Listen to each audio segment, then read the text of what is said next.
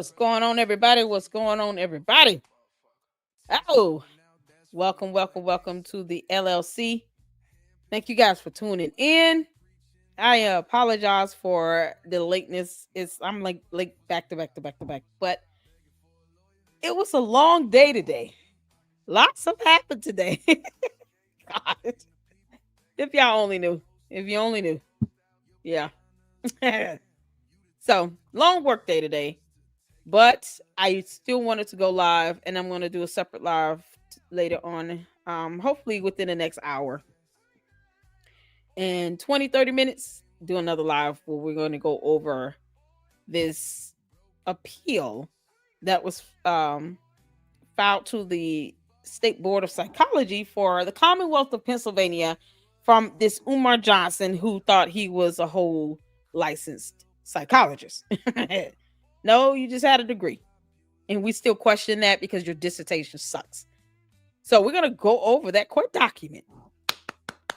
I got the court docs. So I'm going to go over the court docs. What's going on? Hey, Candia. How you doing? What's going on? And shout out to my mods. Shout out to my mods. Shout out to the members, the supporters, all the Lucksters out there. Shout out to all of you all. Thank you all so much for tuning in. What's going on, Poetry? Good evening. Hey, Jay Wick. Hit the like and say hey. Everybody speak to everybody. Come out the bushes. 11 people watching. Drop a like and a heart in the chat. Drop a heart in the chat when you hit that like button. Because Jay Witt is not playing. He's not playing. He for real when he said this. Y'all hit that like and say hey. He mean business. Thank you, Deacon. I appreciate all of you all for tuning in. And thank you all so much. I know it is a little late, but I had to do this live stream because, Candace Owens, the end. And I saw that there's Erica Kirk in the title of her video. And I was like, yes. Hopefully Erica Kirk is giving her the business, but who knows? What's going on, Uncle Mo? How you doing? Thank you, Poetry. Shout out to Uncle Mo TV.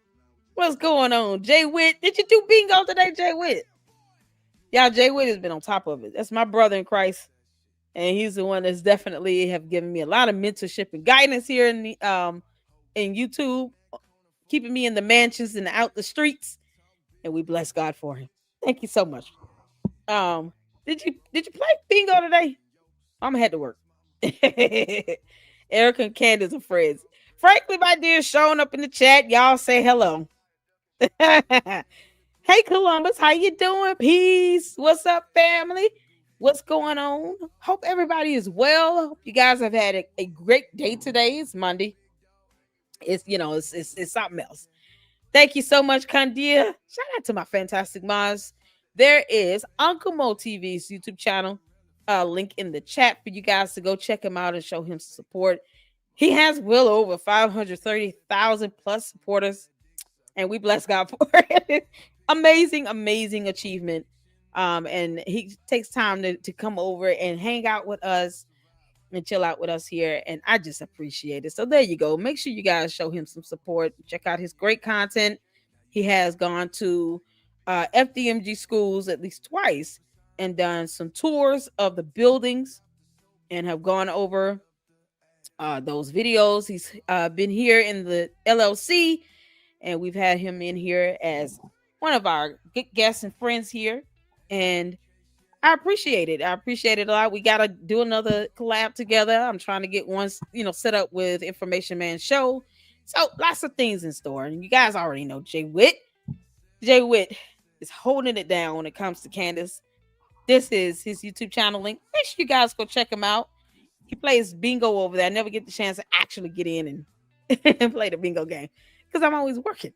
So Jay Witt, you guys make sure you go check him out. Great content creator as well. Like I said, he's holding it down here. He wants you all to hit that like button and put a heart in the chat because Jay Witt said so. We do that. Yes, exactly, Uncle Bo. We're gonna do another collab this week. It would be awesome to be able to get one with you and Information Man Show, but I know I'm just gonna have a busy week with work, so I'll try to set some up with you separately, and then one with Information Man Show this week. A lot going on. Lennon is live. Good grief. So it's obviously something that's happened. And Lennon was like, I only come out when necessary.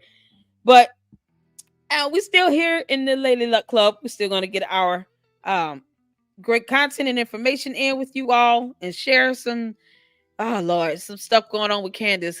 Oh, child. Erica Kirk speaks. Zionists lie about Charlie. Blah blah blah. We was talking about Egyptian planes the last time, and now she's kind of like, just kind of putting Erica Kirk's name in there. Hey, who knows what's happening?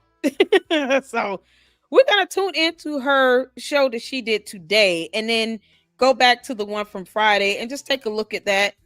I don't think she said anything any differently between the show on Thursday and Friday, but I definitely want to see the one she did today. So we're gonna get to that. And hey, Caleb, how you doing? Hey, LLC, been sitting here waiting, but happy to be back.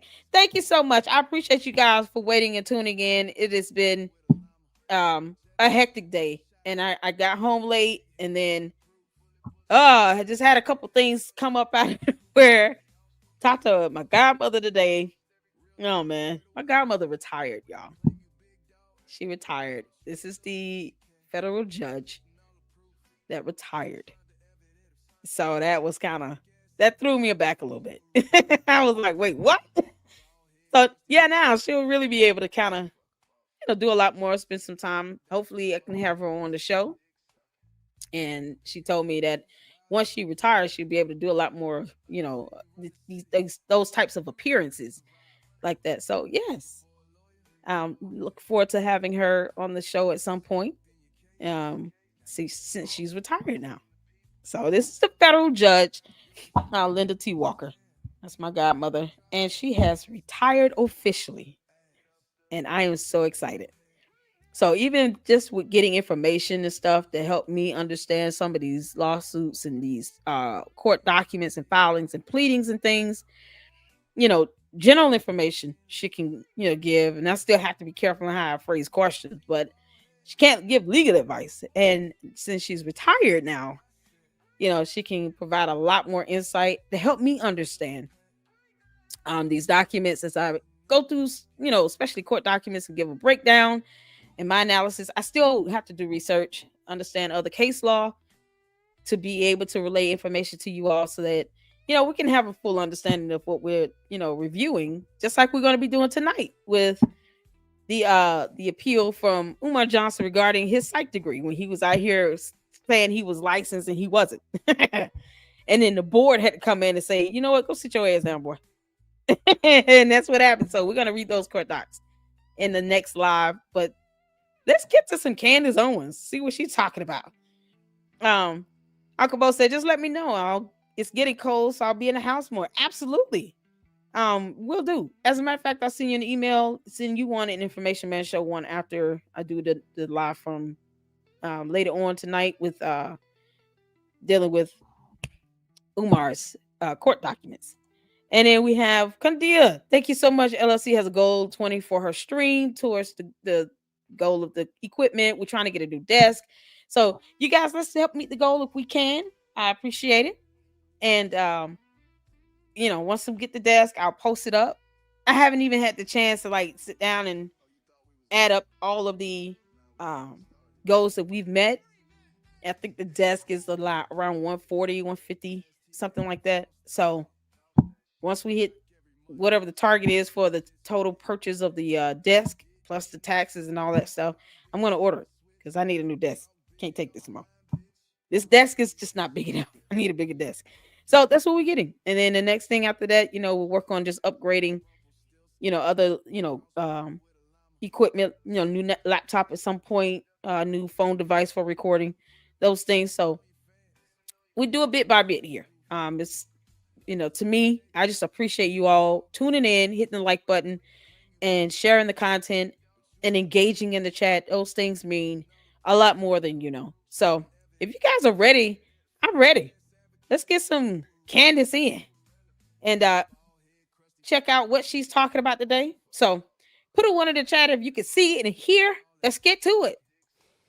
All right, you guys, happy Monday. Ooh, gosh, MAGA wow. civil war, at least that's what they are trying to brand it as. They say that's what's going on. Oh, good But Lord. really, we all know it's more like never Trumpers have now infiltrated the MAGA movement and they're trying to dictate the terms like we didn't notice. Randomly, Ben Shapiro apparently woke up this morning and chose violence. He put me in his anti-Tucker montage monologue. We'll see what he had to say in a little bit. And it just so happens to be exactly what every Zionist has had to say in the last 24 to 48 hours, almost as though it's scripted. In other news, Erica Kirk sat down with Jesse Waters. Now, the full interview has not yet aired, but it's already going viral, just a preview clip of it, and we're going to discuss it. And lastly, Kash Patel is now officially the most embarrassing human being in the United States. Welcome back to Candace. No, she did.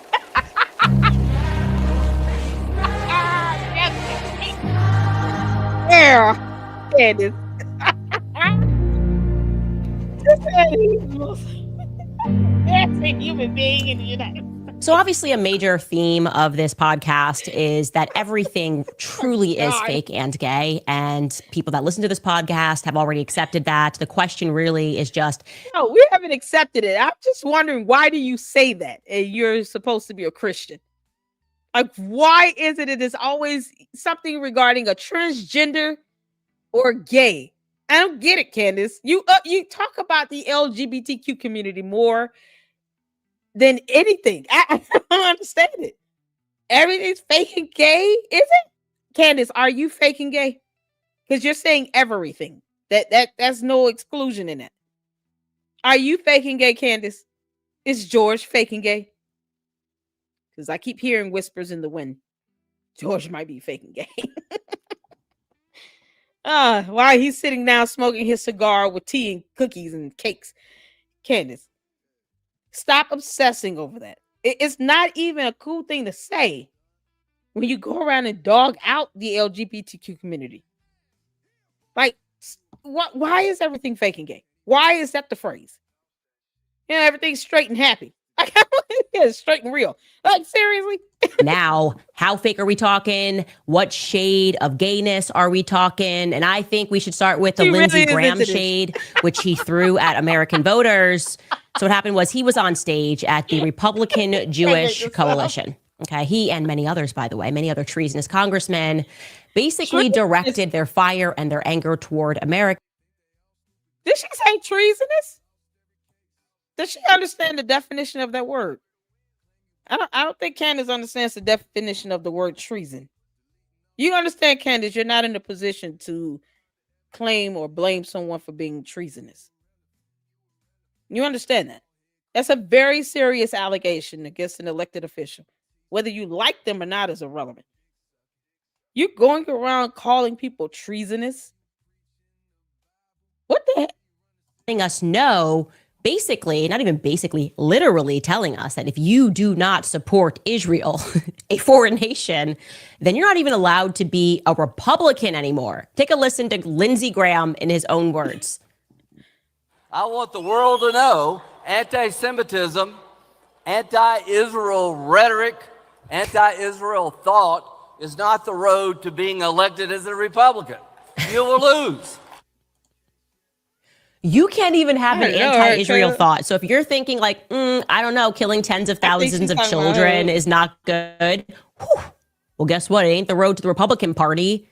Really great messaging, Senator. And he obviously was not the only one, because we know how these things go. He was joined on stage by many others, including the very genocidal Randy Fine. Randy Fine in the Jewish Coalition. Okay, he and many others, by the way, many other treasonous congressmen. Treasonous congressman.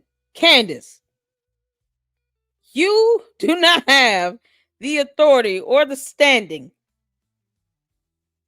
to sit here and accuse anyone of being treasonous. Do you understand what you're implicating here? I don't think she understands the definition of the word treason. I don't. Just because you don't like someone does not mean that whatever they're doing rises to the occasion of treason. That's not the worst thing you can accuse an elected official of being here. treasonous. All because what? They're saying something she doesn't agree with. This is where we are in life. Where if you are a congressman and you say something Candace doesn't like, you're being treasonous. What the hell? You can't make this up. You understand how serious that is? Oh, my dear Lord. I told you my godmother's a federal judge. So these things like words like that hit different coming from somebody like her, especially against someone that is an elected official working in any branch of government. I'm not saying that they don't do horrible things, but treasonous is as bad as it can get. And she doesn't understand the definition of the word nationalist, nor does she understand how planes work. When you can't define nationalist, Candace, you cannot use the word treasonous. You just can't. I just cannot allow you to call anyone treasonous when you cannot define the term or the concept of a nationalist. You cannot do it. Nope. Directed their fire and their anger toward Americans, letting us know, basically, not even basically, literally telling us that if you do not support Israel, a foreign nation, then you're not even allowed to be a Republican anymore. Take a listen to Lindsey Graham in his own words. I want the world to know anti-Semitism, anti-Israel rhetoric, anti-Israel thought is not the road to being elected as a Republican. You will lose. You can't even have an anti-Israel thought. So if you're thinking like, I don't know, killing tens of thousands of children is not good. Whew. Well, guess what? It ain't the road to the Republican Party. Really great messaging, Senator. And he obviously was not the only. Candace, how do you feel about tens of thousands of families not having, assistance with buying food for their children? Right here in the United States of America. How do you feel about that? Is that a matter where you just think they should just pull themselves up by the bootstraps, even though some of them may have full-time jobs? And perhaps they had 4 kids as well, but they didn't marry some, lord or son of a lord somewhere in the UK. I don't know if 18 days after meeting someone and you marry them, to me, sounds like a setup. And that's just my opinion. It's just really hard to believe that you can meet someone in 18 days and get engaged and then get married to them in 18 days. And it's like, did she at least Google him once before? Because he talks like he may have looked her up. And then they have 4 kids. And go figure, he has money. He has wealth. He has properties. He's the son of a lord or something. He's someone important in the UK. And, she was broke, couldn't pay her rent for 6 months, living with mold and recurrent yeast infections. And this is who she ended up marrying just because, she used Charlie Kirk's credit card to go fly to the UK because she just felt this overwhelming feeling to go. And wants us to believe that it was God in 18 days. I don't know. It just sounds so fake and gay. One, because we know how these things go. He was joined on stage by many others, including the very genocidal Randy Fine. Randy Fine, just to be clear, he has been so disgusting in his rhetoric towards Palestinians, saying essentially that they're just not even truly humans, that even AIPAC had to drop him.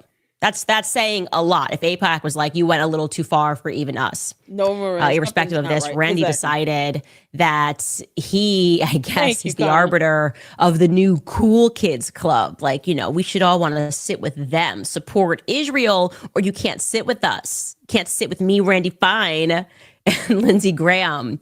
And this is her putting on a show, people.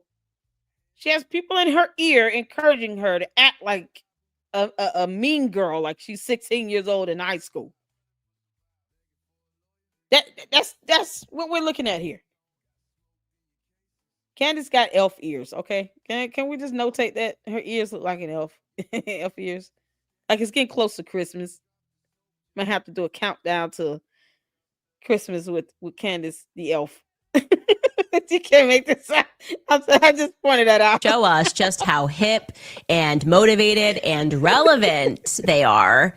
They sent some poor interns. It looks like they sent some poor interns down to FedEx or Kinko's or UPS to print out these totally organic red signs. And the signs read, Candace. I don't know how he's going to get over this. So, Tucker, if you need to take a couple of days off, we get it. But the sign said, Tucker Carlson is not MAGA. There's something about it that's so dorky. Sick burn. Tucker Carlson is not MAGA. And it sounds so inauthentic that you know it didn't come from anybody that was originally MAGA. This is like when Homeboy, who was the guy in Jesse Smollett went out and he was like, they said to me, this is MAGA country. And we were like, nobody in MAGA says this is MAGA country. No one in MAGA would say. What do you mean? I'm sorry. So she's no longer MAGA. Is that correct to presume? She no longer supports Donald Trump and the MAGA movement or anything like that. Is Candace Owens still a card-carrying holder of the MAGA movement? How does this go? Her Valley Girl vocal fry is beyond irritating. Exactly. Nails are cute. I said nails are cute. They are. They're cute and adorable, and they make toys. I don't get what her whole hatred. It's like a despise. She has cursed the land of Israel and the children and the generations to come and all these things. And she doesn't talk about, and I'm glad someone said it. She hasn't talked about the Christians that were being, slaughtered in Nigeria and Sudan. Thank you, Connor, for saying that. Because Christians are Christians, right? No matter where they are. There are more Christians that exist beyond Gaza. I'm not saying that they should be slaughtered. I'm saying that there are other Christians being killed as well. Why not talk about that as a whole? Or how about this, Candace? You're a resident of the United States of America. Why don't you come back here since you want to call people treasonous? And then focus on the issues here in the U.S. while you're sitting here taking time out to call people treasonous because they're just not saying what you want them to say. That's a very strong accusation. I've never, ever, ever accused anyone of being treasonous. I don't care how horrible they are. And it's like you don't just throw out words like that because it nullifies the definition and the seriousness of that accusation. She's not studying anything going on here in the U.S. You can have Christians be slaughtered here in the U.S. and she wouldn't care. What is her deal? So she doesn't care about. I know, right? Christians being murdered everywhere now for their faith. And Gaza doesn't have Christians. Christians were airlifted out of Gaza prior to the bombing. Wow. She's always been. Yeah, no, I'm not. When it comes to left or right, I just, I'm made for American. I just care about Americans. I care about people in general. And Candace is sitting here still purporting herself to be a conservative, I assume. So if it were between Donald Trump and Kamala Harris, I'm assuming she would vote for Donald Trump again. So does she not still support Trump? What is the deal with her? I don't get it. Where are we going with this, Candace? Okay, let's go. Let's get back to it because I have no idea what her whole stance is now. And she's trying to speak on behalf of MAGA, and she's not MAGA.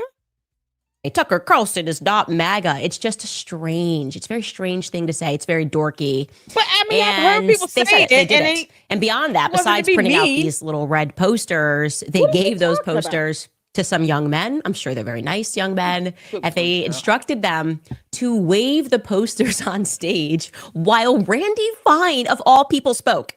Like he was the Spice Girls going back on stage. Tucker Carlson is not MAGA. You go, Randy Fine. And Randy Fine was getting them all fired up. And he said the usual thing. Tucker Carlson is basically akin to, you're going to be shocked, you guessed it, Adolf Hitler. So original. Take it away, Randy Fine. But make no mistake, today, Tucker Carlson is the most dangerous anti-Semite in America. Ooh, dangerous. He has chosen What is she doing? He has chosen to take on the mantle of leader of a modern-day Hitler Youth, to broadcast and feature those who celebrate the Nazis, those who call for the extermination of Israel, to defend Hamas, to even criticize President Trump for stopping Iran's nuclear ambitions. Friends, make no mistake, Tucker is not MAGA. So she's not MAGA either then? It is so over for Tucker Carlson. I mean, he must be shaking. I'm literally shaking right now. What is Shaking. her deal? Shaking listening to it. It's just over. They have declared war on Tucker Carlson, which they happen to do every week, obviously. That's and they all not say the same war. thing, which shows how inorganic it is. It's like Operation Mocking Pass. Okay, does Tucker Carlson still support Trump? I don't get it. Like, even let's say that is their stance on how they feel based on his views and what he's expressing so far, right? Just like she's calling, Congressman treasonous, which is more serious, Candace, than them saying that Tucker Carlson is no longer MAGA. Do you understand, Candace Owens? To allege someone is treasonous is far more serious than someone saying someone is no longer MAGA. But if Tucker Carlson still supports Trump, more than likely he's going to vote for him and he's going to support whatever his policies are, whatever he's trying to do. So what's the goal of this? What is the goal, Candace? Because everything is fake and gay. And it was very clear that they were instructed to go after Tucker. More than anyone else, we know that Zionists cannot stand Tucker Carlson. And the real reason that they hate him is because he's very well liked now by both sides. And he also happens to not be controlled. You can always tell who they control because they don't condemn them, even when they, like Randy Fine, just come right out with genocidal language against the Palestinians, referring to them as subhuman, laughing when he sees a dead body of a Palestinian. They don't care. They support it. They cover it up. But Tucker Carlson, oh no, he's having conversations with people that they don't like. It's that simple as to why they go after him. That's also why they fired him from Fox, because he was speaking out against the Ukrainian war, and that was not allowed. They thought that firing him would effectively ruin him, and he wouldn't be able to secure another big contract within the apparatus that they very much control. And it turns out Tucker Carlson actually got even bigger, and he became even more well-liked. And they want justice for that. And the way that they are going about it right now, though, is especially sickening. They're now trying to roll Charlie Kirk's legacy into this. We all know, as I proved, that they're not, Candace. You and the devil are a liar. You're the one rolling his legacy into everything right now. Individuals were squeezing Charlie Kirk leading up to the end of his life. They wanted, again, Tucker Carlson to be gone, no longer allowed on the Turning Point USA stage. Where's the evidence for that? Where is the evidence? He started Turning Point USA. The day Charlie Kirk was assassinated, he was still the CEO of Turning Point USA. He had a board who could have, if they wanted to, try to vote him out. You're talking about the most extreme measure because of some donor dollars, where he was still pro-Israel. He still supported Jewish conservatives. He supported the Israeli prime minister until the day he died. How many people have to come out? Even Nick Fuentes, that can't stand her guts, said it didn't make sense for them to try to take out Charlie Kirk. And he was the most pro-Israel conservative that had a large platform and a large presence. He was a public figure. It doesn't even make sense to somebody like Nick Fuentes, and he can't stand anybody. What is Candace Owens' deal? Why does she keep saying that with no evidence? And I'm talking about documented evidence. I don't do conspiracy theories. This is why, because it gets out of control. Now everyone's treasonous in Congress. And she's the one that's pulling Charlie Kirk into everything. You can't even go on TV now and say, I was one of Charlie Kirk's closest friends, because now she's going to go in and dox you all over her channel. You can't make this up. Because Tucker is the natural heir to the populist movement, and they want him to be canceled. No Only evidence. people that they control are allowed to be in positions of power. So recently, Tucker interviewed Nick Fuentes, The reason he did that, I've heard, is because it happens to be a free country and it's his Oh, platform it's a and he can free speak to country, but whoever the hell he she wants in the can't. world. What? Of course, with Zionists, the very same ones who were causing Charlie Kirk all of that grief in the final days and hours leading up to his assassination, the very same ones that Charlie thought were going to kill him, they've now decided to besmirch Charlie's name by asserting that Tucker interviewing Nick Fuentes is a betrayal to Candace, oh, your hypocrisy is coming through, girl. The audacity of you to sit here and talk about free speech and he can say whatever he wants. But then the moment someone says what they want to say and you don't agree with it or like it, all of a sudden, everybody's betraying Charlie Kirk. He came to me in a vision and he told me everybody betrayed him. You're out of your mind. Where's her husband? Go make him a sandwich, before he becomes faking gay as well. You can't make this stuff up. Charlie. Oh, He's no longer man. Charlie's friend. They've decided posthumously that Tucker Carlson was a bad friend to Charlie Kirk. Oh. And do you know who can actually debunk that pretty easily? Yours truly. I got you guys, okay? No, and it's just a little bit of common sense. His wife. Before Charlie died, really kind of just before he died in July, I interviewed Nick Fuentes. And Charlie and I discussed the interview, and never once did he tell me not to speak to Nick Fuentes. Never once did he consider it an act of betrayal. To the contrary, I had a very long discussion with him. I also had a long discussion with Andrew Colvett separately, telling them both that Charlie should host Nick Fuentes on his show and debate him. Yeah. I tried to make that happen. You guys will recall this. Andrew Colvett can confirm that everything that I am saying is true. Oh, it's such an act of betrayal to speak to Nick Fuentes. Never at any point did Charlie say. You have a good point, Michelle, that Trump did follow a lot of the policies from the Reagan era. Good point. Thank you for that. Don't do that because that's ridiculous. It's not who he was. But the truth, obviously, is never what Zionists are concerned with. They want Charlie's legacy by any means necessary. Exactly. They want He people is to a believe snake. that his legacy belongs to Israel somehow.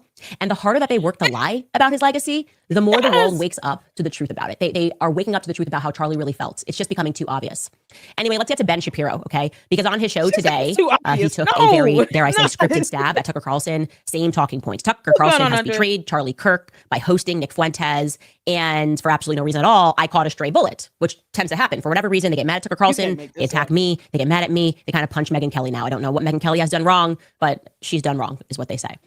And Who said I'll just listen to what he has to say. This is Ben Shapiro, straight from a teleprompter.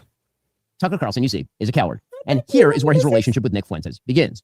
With Nick Fuentes correctly pointing out that Thank you, love and Mrs. Shout out to you for the $20 super sticker. Thank you so much. Our goal has been met. Yay. I appreciate it. Now, here's what I'm about to say, Caleb. Too obvious based on like one text message. I don't understand. What is she basing this on? Candace does not show documentation. She does not show tangible evidence. That is her problem. She's already accused congressmen of being treasonous.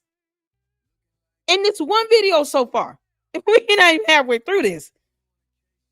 And she keeps saying that Charlie Kirk's legacy was not pro-Israel when it was. He wrote a 7-page letter to the Israeli prime minister. That's tangible evidence that she continues to wipe out of her mind.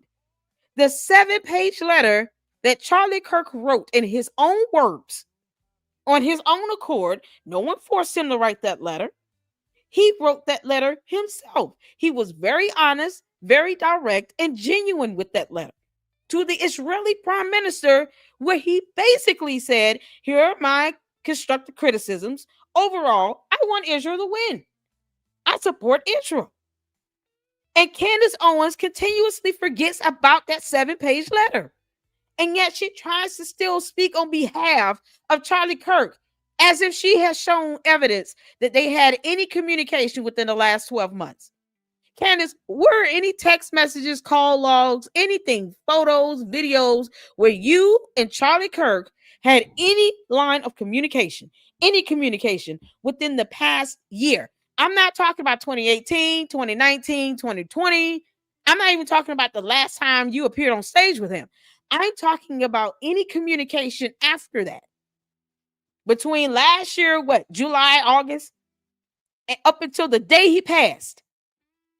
What tangible evidence can you produce to show he and I were communicating every day and still very close? Because what she's shown us so far goes back 3-4 years, plus some. She goes out of her way for Andrew Tate more than she does. You can't make this up. This is something else. She has no receipts on this stuff.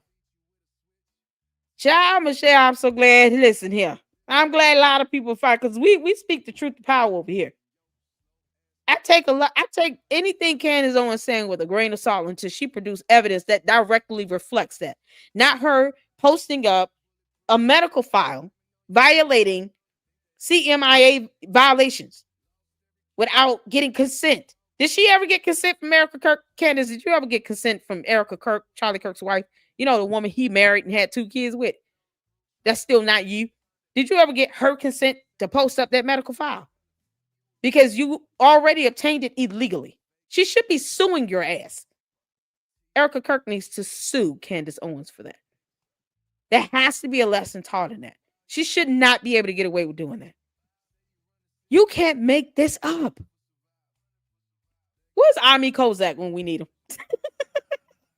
Where's Ami? Tucker Carlson is a coward. You see, Tucker Carlson, a few weeks back, had on Candace Owens to treat her to his usual ideological laundering services. That's after years of Candace Owens saying things like this. And it is the case that dinosaur bones, for whatever reason, are always just found by the paleontologist. Like, it's not like you and me walking outside. I'm like, hey, a dinosaur bone. And, or by somebody who's related to a paleontologist. It's very strange. And then, but it was just convenient for Israel that ideological laundering services. That's after years of Candace Owens saying things like this. And it is the case that dinosaur bones, for whatever reason, are always just found by the paleontologist. Like, it's not like you and me walking outside. I'm like, hey, a dinosaur bone. And, or by somebody who's related to a paleontologist. It's very strange. And then, but it was just she just says random dumb things. Candace is not a very smart person. And when I say smart, I mean like intelligence, like having a level of intellect where she can actually cite, facts and historical, events, just, basic things you read about in elementary school, like how laws work or the court. Or the fact that planes have black boxes in them. I mean, it's just basic stuff that I would consider to be logic, right? She lacks that. Like, she can't define nationalism or globalism. She talks like she's an airhead. And I'm going based on what she said so far, where it's like, what are you talking? She leaves people confused when she says things. What is a paleontologist dinosaur bone? She just throws out words and tries to make it sound intelligent when it doesn't. It still makes no sense. Just because she can speak and enunciate her words properly does not mean that she's saying something of substance. And people draw into her because of the way she speaks, and they think she's being blunt and direct because whatever comes up comes out. She has no tact. She's not couth. But yet, when you look at the substance of what she's saying, it's like, what the hell does a paleontologist and this dinosaur bone have to do with anything going on with pro-Israel? What was the topic of the discussion? It's just airheadish nonsense to me. I could be alone in feeling this way, but that's how I feel so far. Convenient for Israel that JFK got shot. It was just convenient, you guys. Totally convenient. It was convenient for Israel, by the way, when the towers went down. I want to be clear. Anything happens to me, blame the Zionists. Like 1,000% blame the Zionists. Like let that be my parting word. I'm waking people up to the fact that pedophiles are in power. Yes. They are literally in power. And that is intentional because then they can be controlled while they are in power. And they are also exhibiting signs of a psychopathology that lets them know that they will do harm to the masses and feel nothing because they were themselves, many of them, raped when they were children. Yep. It's not a coincidence that Justin Trudeau is gay. Obama, gay. Zelensky, gay. Emmanuel Macron, gay and married to a trans man who molested him when he was a child. I mean, fact check, all true. I got to watch that girl's show. No. Lovely. No, sounds amazing. No, you just said, stop. This is how you keep getting effed up, girl. You just said the Macrons, Emmanuel Macron, gay, married to a trans. That's not a fact. You need scientific evidence to prove that Brigitte Macron was born a man or had a sex change. Either way, you would need DNA. That is a matter of human anatomy and biology and physiology. That's not a matter of your opinion. And if for her to keep purporting that as a fact is the problem even more. This is why they're going to slaughter her. Y'all remind me, we can do a case update to see what's going on, because Candace Owens, you and your attorneys, all three of them, were supposed to file a response by October 30th to the court regarding that Macron lawsuit. Y'all need to stop playing around and move on with this case. I highly doubt the judge dismisses it. You're doing some outrageous stuff. And all this evidence they're piling up against you, including all your videos that can be used against you in a court of law, there is no way a judge is going to sit here and allow that to go through. And even then, hopefully they refile it, they file an appeal. No one told you to have your Candace Owens LLC registered in the state of Delaware. But when you wanted to file a lawsuit against USA Today, you did that in the state of Delaware. You hypocrite. Y'all, where are the refunds at for these tickets from Australia, Candace? This is the stuff I advocate for people to get what they deserve, for justice, for people to get their refunds from her if they want it. She has no information out there at all. She has not even mentioned it about the Australia upholding her visa ban. And she hasn't said a word about how she's going to get people back their refunds for those tickets. Plus, she has a judgment issued against her where she owes the government of Australia for court fees. You can't make this stuff up. She doesn't talk about any of that, but she keeps lying about someone's gender or a sex change related. Like, you can't make this up. It's like an obsession with anything that is related to the LGBTQ community. She's obsessed with it. Man who molested him when he was a child. I mean, fact check, all true. I got to watch that girl's show. I fact check. Yeah, no, you have no evidence, heifer.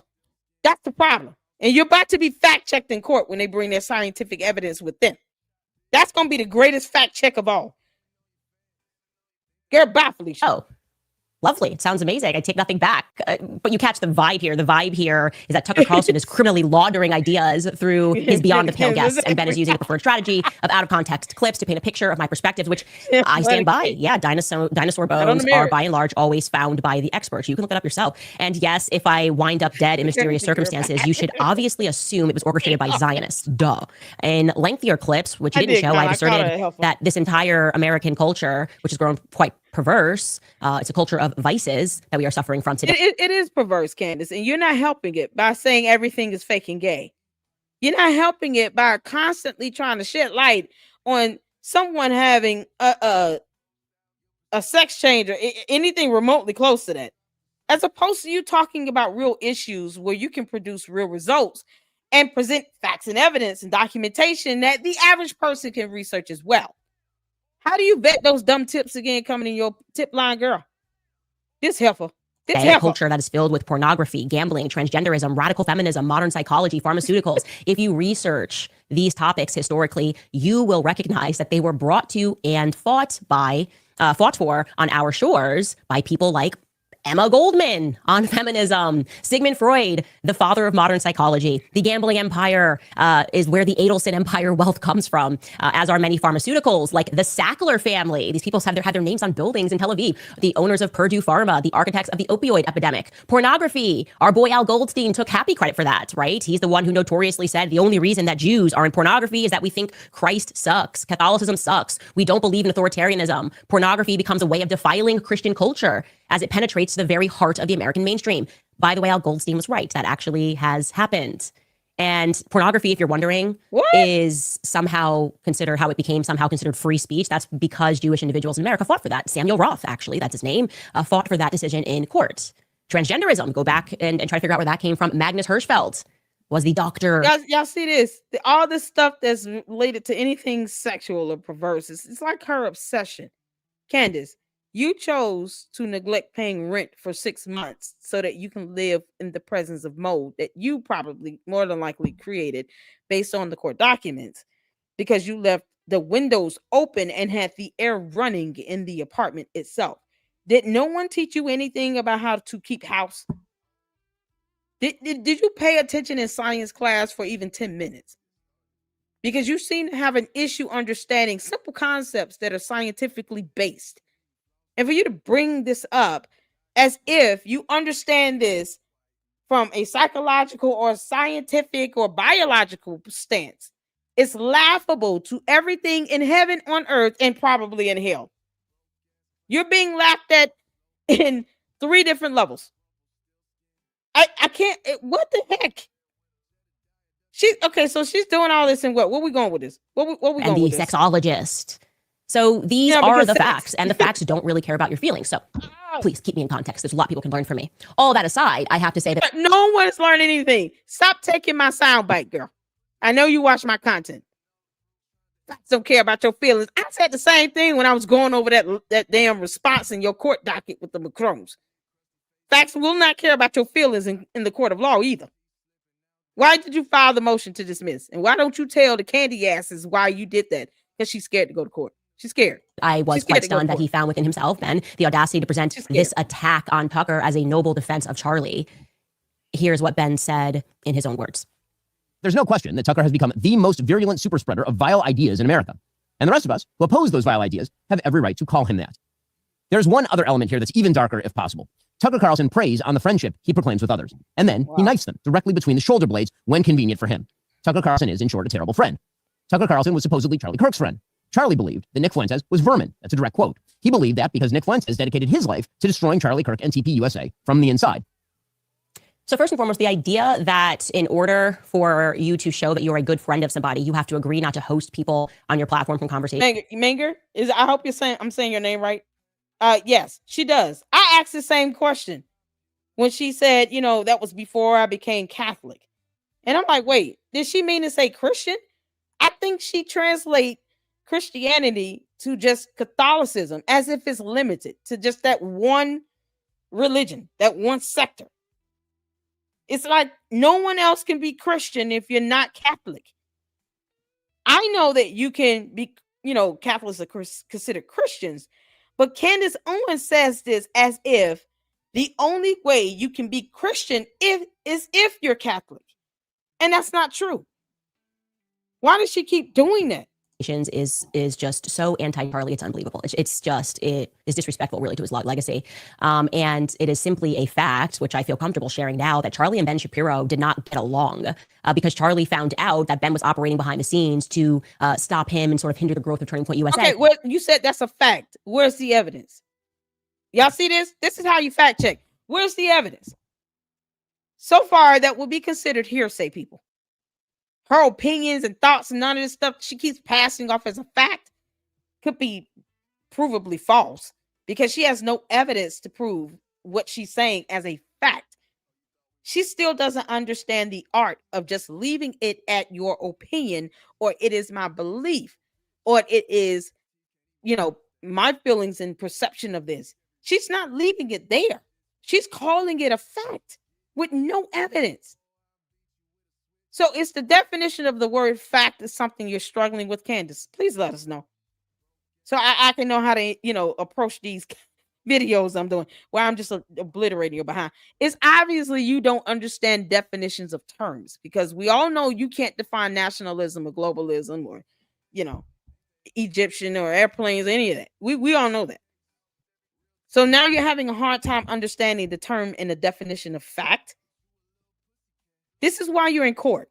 In our early days, right? When we were kind of coming up together, me and Charlie as partners getting out there. And I have only about 80 to 150 text messages from Charlie to that effect. This is not a debate, by the way. This is a fact. So challenge me to share the messages. I will gladly. Now, when Charlie tried to figure out where the sudden hostility was coming from, because he at first admired Ben, like I admired Ben. Actually, Charlie was the one that told me you should watch Ben debate videos so you can strengthen your debate skills. The next thing we knew, we were hearing that he was trying to block us.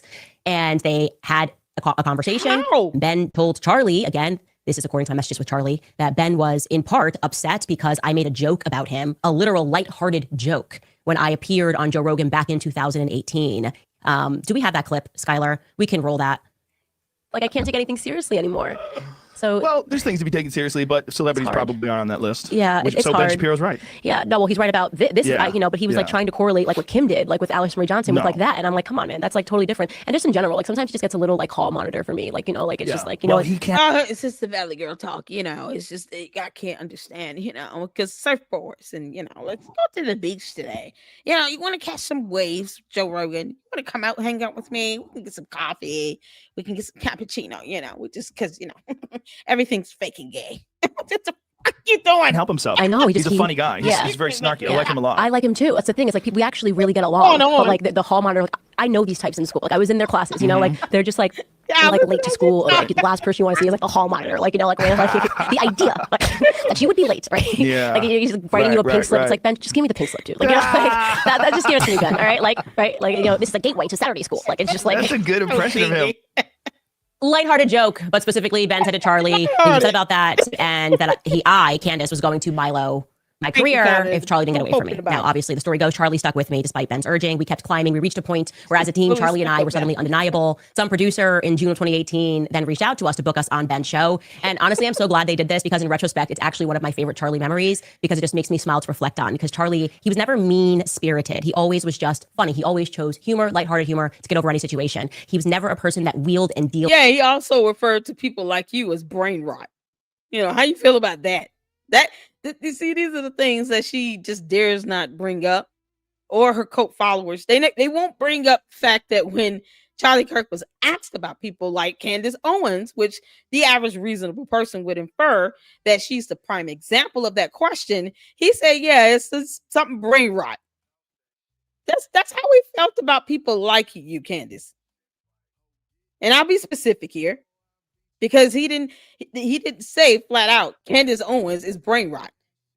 But he did say people who, when he was asked about people who are like her being the primary example, he still gave the same response. So what does that tell you about how he truly felt about Candace Owens? While she's sitting here monopolizing his death for what, the 8th week in a row now? It's been 2 months. He was assassinated on what, October on 9/10, on September 10th. So next week will be officially 2 months that she has been nonstop talking about this. Actually, 12 weeks if you count from 9/10. Well, she's been going on and on and on and on and on, and still has no regard for his family, his wife, his employees, the company he built, none of that. I mean, if evil was personified, no, let me put this like, evil and greed was personified, you get Candace. At some point, you're going to run out of material, because it's only so long you can keep this going. And the less they respond to her, the less she will have to talk about it. It'll be just another trend for her. Just like the Brigitte Macron, it's going to be just another trend for her. The only reason why she still throws out these jabs is because the Macrons took her behind the court. And she's in litigation. You would think she would not even mention their names at this point. No, she's just doubling down back to back to back. This is ridiculous. Behind the scenes to prevent other people from becoming successful. It just wasn't in him, right? He wasn't vengeful. Vengeance is actually kind of the vice that I have had to work on a lot, but Charlie's perspective was Sarah, just laugh and move on. Anyway, the story goes, we get the invite to be on Ben Shapiro's show, and I'm like, no, F that. He was so awful to us. He said this about me miloing my career. We should not do his show. Why would we do his show? And Charlie's like, no, it's great. Let's do it, because we won. Okay, we won, Candace. And I'm like, okay, fine. We get to the location. I think it was in Sherman Oaks, California at that time. And Charlie says to me, we're in the green room, hey, will we take a photo with him? I'm going to puff my chest out and stand extra tall so we never forget this moment of us having triumphed over Ben Shapiro. And he actually does it, and it was completely hilarious. And this is actually the photo from that. Charlie did that totally on purpose. It was such a Charlie Kirk thing to do, and it became like our perfect inside joke every time we felt like he was kind of saying little things about us. And that was Charlie. That was the spirit of Charlie. And he moved on from it. He was always cordial beyond that. He never felt any nastiness. The point of me sharing this, though, is to make it very clear that Charlie loves Tucker. I can go through all the messages with Charlie, and he loved Tucker. Not for a single second did he not admire and respect and greatly appreciate Tucker. I don't think Tucker Carlson needs you to do that when you can't even be honest about a motion to dismiss on his show. If he wanted to release text messages between him and Charlie Kirk, that is for him to do, Candace Owens. That is not for you. You keep overstepping your boundaries. This girl does not have any respect for the rule of law or for personal space or boundaries. Can you all imagine what she would be like if she had, let's say, went out and met George Farmer and he rejected her? Can you imagine how she would act if she had to face real rejection? I feel like this is kind of what this is. It's like it not just an obsession, but it's kind of like, and it from how it comes off to me, Charlie Kirk is the one that got away for Candace Owens. It's like that's the one she wanted to be with, and he wasn't really stunning like that. So to make him jealous, she took his credit card, booked a flight. They went to the UK. Then she met George Farmer, and somehow 18 days later they're married with no intimacy, no nothing. No, and I'm talking about sex. I'm just talking about intimacy. Hold hands, first kiss, stuff like that. And it's kind of like two good reasons why you were rushed at. One, if you were already kind of targeting him and you knew, okay, well, I can have some stability with this guy. And or two, you're trying to make someone jealous. Because that's a boneheaded decision. And as you all can see, this unhealthy obsession of her reporting on him, since September 10th, September 11th, when she finally dropped the video, it's been nonstop ever since. You have to just wonder, how does George feel about this? And it would suck for him to know that, or to learn, hypothetically, if she only married him to make Charlie Kirk jealous. Because that's what I'm getting here. And I'm not the only one. I played a video where you have so many other people that have at least followed the story, for the first 2-3 good weeks saying the same thing. You sound like a bitter, scorned girlfriend or ex or someone he just friend zoned. And he never really saw you in that manner. And now you're sitting here only because he's not here to defend himself, trying to, romanticize this friendship that you haven't even really talked about before he died. When did Erica or Charlie Kirk come up? Before he died. It's like you're trying to blow this up to be something more than what it was. And it just doesn't seem, it's so disingenuous. And she has no regards for who she's hurting in the process. None. She's disrespected a pastor. She disrespected his pastor. You really think he would allow her to do that if he was still alive? She had never said anything about his pastor before he died. So now all of a sudden, it's like everybody is a target. Charlie Kirk would not approve of any of this nonsense she's been saying for almost 12 weeks straight. None of it. And he would have chewed her behind out if he knew that she had disrespected his pastor to the extent she has done. He would have chewed her out.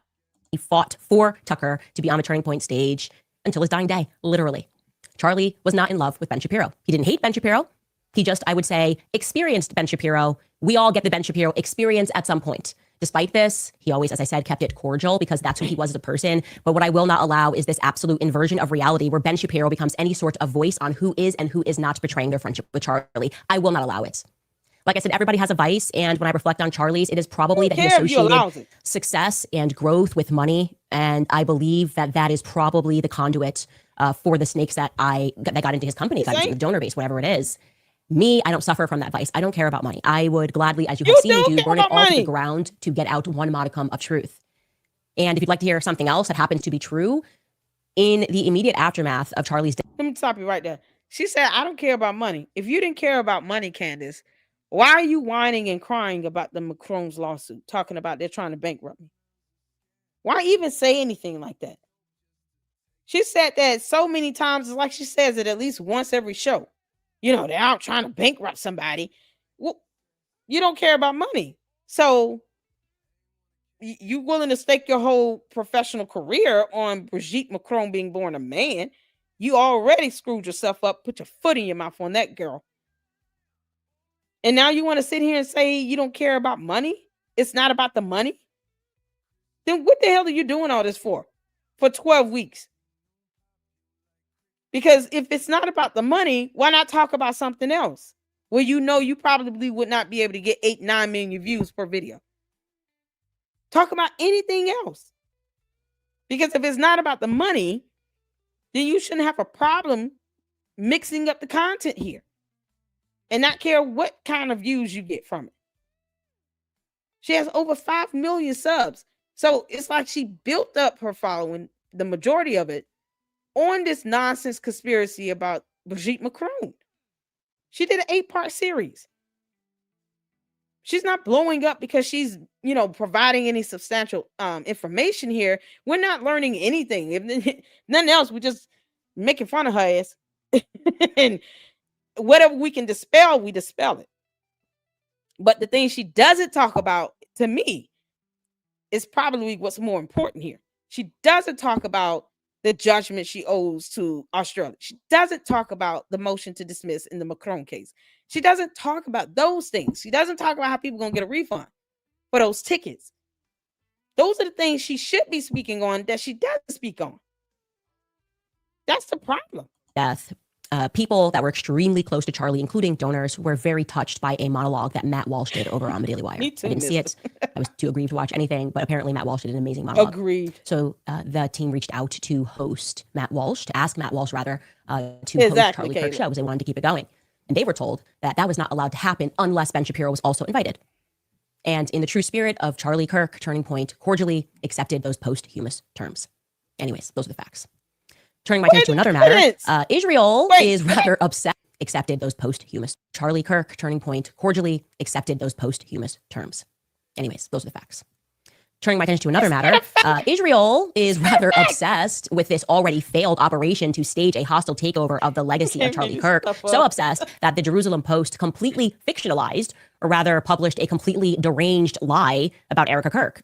Here is the statement that was issued by the Israeli War Room account over on Twitter, and they were citing the actual reporting from the Jerusalem Post, which was written by journalist Michael Starr. They published this. Charlie Kirk, the founder of TPUSA, will be posthumously honored at Israel's 2025 Christian Media Summit in recognition of his courageous stand for truth and his steadfast support of Israel. Michael Starr reports, Mrs. Erica Kirk will accept the award on her husband's behalf, a moving tribute to a man who inspired millions to stand with Israel when it mattered most. The Pillars of Jerusalem Award, inspired by the verse teaching that the world stands upon justice, truth, and peace, will also be presented by Douglas Murray, Yael Eckstein, and Dr. Jürgen Buehler. So obviously the internet was like, this is crazy if this is true. And internet, including me, I was like, this is actually insane if this is true. Why? Steadfast support of Israel. This is just a lie. And you know how I feel about lies. Fortunately, you haven't proved that to be a lie, you ding dong. I promise there is nothing inside that skull of hers. Nothing. It's just wind blowing. It's a that's it. It's like a whale sound she's hearing in her head 24/7. And whatever other voice and personality she's got up in there. The brain is gone. It's either gone or just not functioning. You keep saying that they're lies and you present zero evidence to prove that. What is she mad about right here? They're honoring him posthumously. It is natural it is actually standard for the next of kin. If he wasn't married, it would be his parents receiving any awards. What about the Presidential Medal of Freedom? Is she going to mention that? Or is it because the award is coming from Israel? Or it's coming from Jewish conservatives or Jewish people in general? She didn't say anything about her receiving the Presidential Medal of Freedom on her husband's behalf posthumously. She didn't say anything about that. Unless I missed a video where she did mention it. Why is she not calling that horrible if that's the case? This is the hypocrisy that is staggering to me. Andrew Colbert, the spokesperson for Turning Point USA, instantly came out and slapped down the rumor. Andrew wrote this. This is the first we're hearing of this. We've reached out to the reporter at the Jerusalem Post for a correction. How do you just say Erica Kirk is going to accept this award on behalf of her husband because of his steadfast support for Israel? That's not like a casual error, is it? Well, the journalist replied, is it? And here is what he had to say. Michael Starr said this on X. He said, the Israeli government press office wavered on claims that Erica Kirk would be accepting by video call a posthumous award on behalf of Charlie Kirk after Turning Point USA said that it was not aware of the award and its CEO was not scheduled to participate. And he is calling that wavering. I'm calling that Israel's got Israel. They just lie. They tell audacious lies. And when they get caught, they then gaslight and pretend that they didn't get caught with their hands in the cookie jar, right? And it's just getting ridiculous. It is so ridiculous to watch them. Okay, so let's say they didn't know, but now they do. So what makes you think that they still cannot proceed forward with that? Why is this a bad thing again? Perhaps they were premature in saying that he's set to receive it on and on his behalf, she, is going to go to the wife.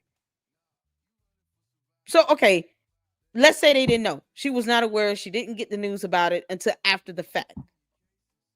Let's not forget Erica Kirk is still grieving in mourning. She's still a mother of 2 small kids. She's trying to get adjusted to being the CEO of Turning Point, a company you want to single-handedly tear down. With her at the helm, with Erica Kirk at the helm of it, you're still trying to tear it down. And now all of a sudden, they put something out, whether it was prematurely announced, is irrelevant. What if they find out, okay, now they know, and they still decide to go through? She goes out, participates, and she accepts the award. Then what? If Erica Kirk is not calling them a liar, why are you doing that? They didn't even say that they lied. They just said they weren't aware. But maybe they still want to give her the award. What would be wrong with that? Continue to lie about where Charlie Kirk was at in his mind at the end of his life. You're not getting away with it. The people don't believe you. It doesn't matter how much money you spend, how many talking heads you send out to pretend that he didn't waver in his support. He did. We've been reading Charlie in his own words, okay? Like, you can't undo this. It's lost. The 7-page letter that you still refuse to read. You don't even want to acknowledge the whole letter. You dared the Israeli prime minister to release the entire letter, and they did, and you didn't like what was said in it. And then you tried to challenge it being authentic and question whether or not it came from Charlie Kirk. You're out of your mind. But never mind all the confirmation from other people that say, yes, this letter was real. He wrote it himself. He signed it. He sent it to the Israeli prime minister. She tried to question whether he wrote it, not necessarily the fact that he still was pro-Israel. She ignores the facts in the actual letter itself, but then says it's a fact that he was changing his stance. No one else is saying this but her. No one close to him, not his parents, not his wife, not the employees at Turning Point, not his friends, people he grew up with, his own pastor. No one is saying he was changing his stance. She's the only one saying that. There's nothing wrong with criticism if it's to bring about, positive solutions here. And that's what he did in the letter.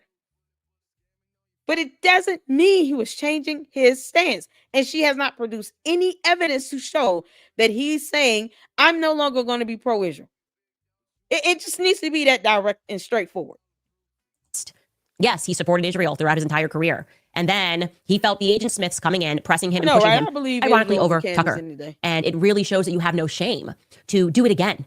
To do it again posthumously, to say Tucker must never speak on a Turning Point stage. Tucker must be canceled because Tucker wasn't a true friend to Charlie Kirk when Charlie Kirk died fighting for his right and for his friendship with Tucker Carlson.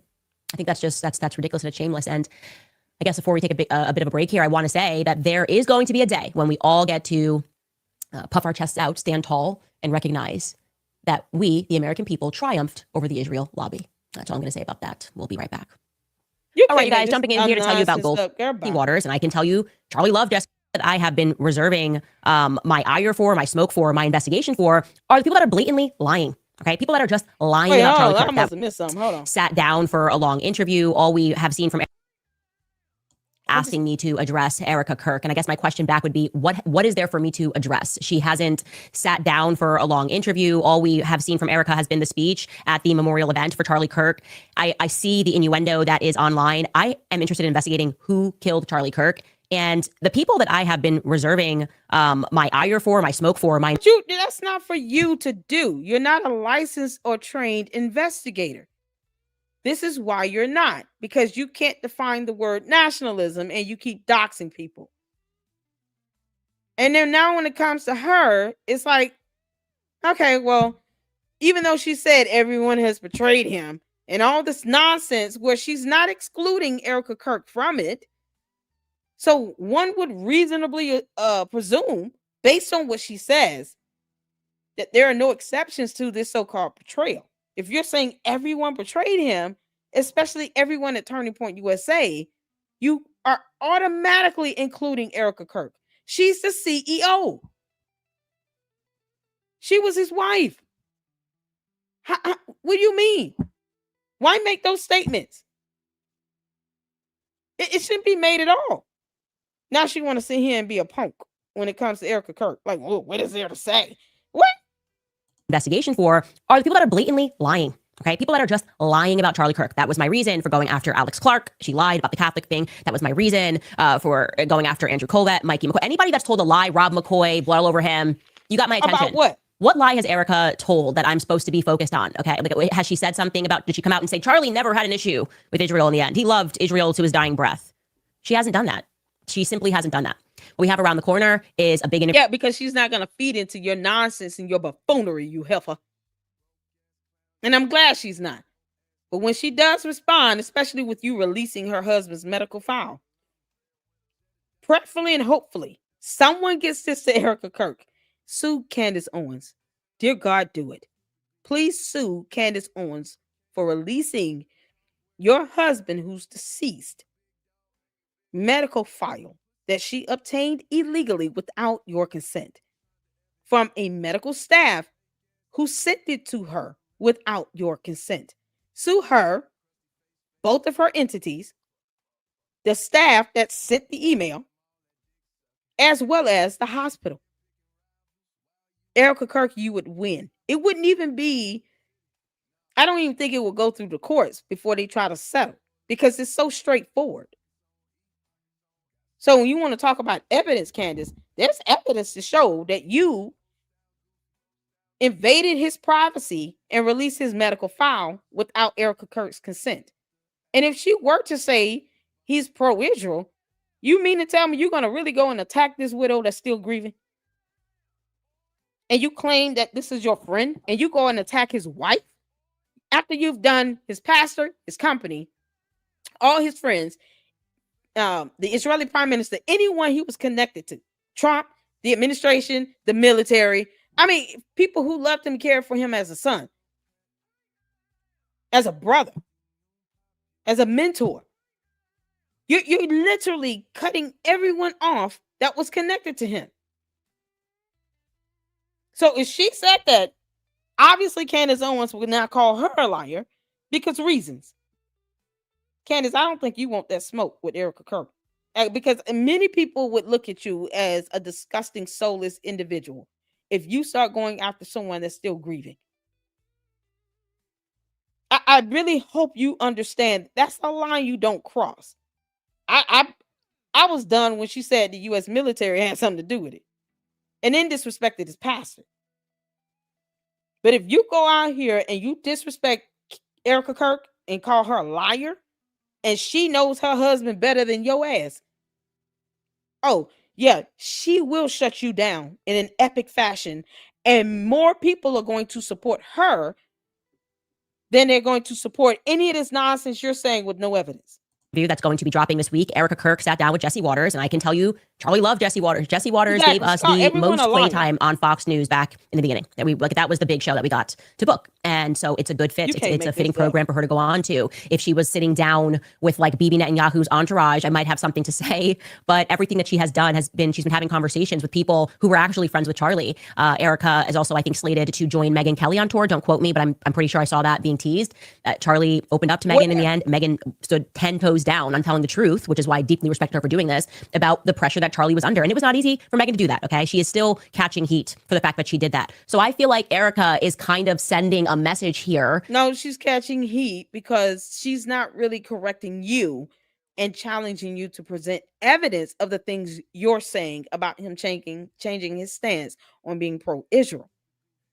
They both voiced their concerns, but that does not automatically equate to him changing his stance on being pro-Israel. Thank you all so much for tuning in. Y'all make sure y'all hit that like button because I'm on one today and Candace Owens is still an idiot at this point. She's a complete airhead. Where's that video of Tyler James Robinson allegedly walking with a woman down the street, Candace? We're all waiting on that. And that gag order you claimed you were going to violate because good luck to that. Where's that at? That she's not standing against the people that are telling the truth. I said early on, if Erica Kirk asks me to be quiet, I will be quiet. She didn't ask me to be quiet. So I don't know what I'm supposed to do. A show on whether I like her hair, her outfits, that doesn't feel right. And also keep in mind that is the mother of Charlie Kirk's children. I had a real relationship with Charlie Kirk, a real friendship with Charlie Kirk, and what is left of him in this world are his two small children. So to just take a baseless attack, if I catch her in a lie, it's a little different. But to just take an attack on her just does not feel appropriate to me. I haven't seen any reason to do that. So I'm looking forward to the sit down. Never mind, it's just somehow appropriate though to go after a man of God that Charlie Kirk loved and respected as his pastor. Yeah, no, because that's somehow appropriate to you to blame the U.S. military or Egyptian airplanes, the things that you don't understand still to this very day. All of that somehow is appropriate. But with Erica Kirk, though, it's only because she's the mother of his kids. But if you catch her in a lie, what evidence would you prove to show she lied? Because she got that 7-page letter to debunk you, and that would be valid in a court of law.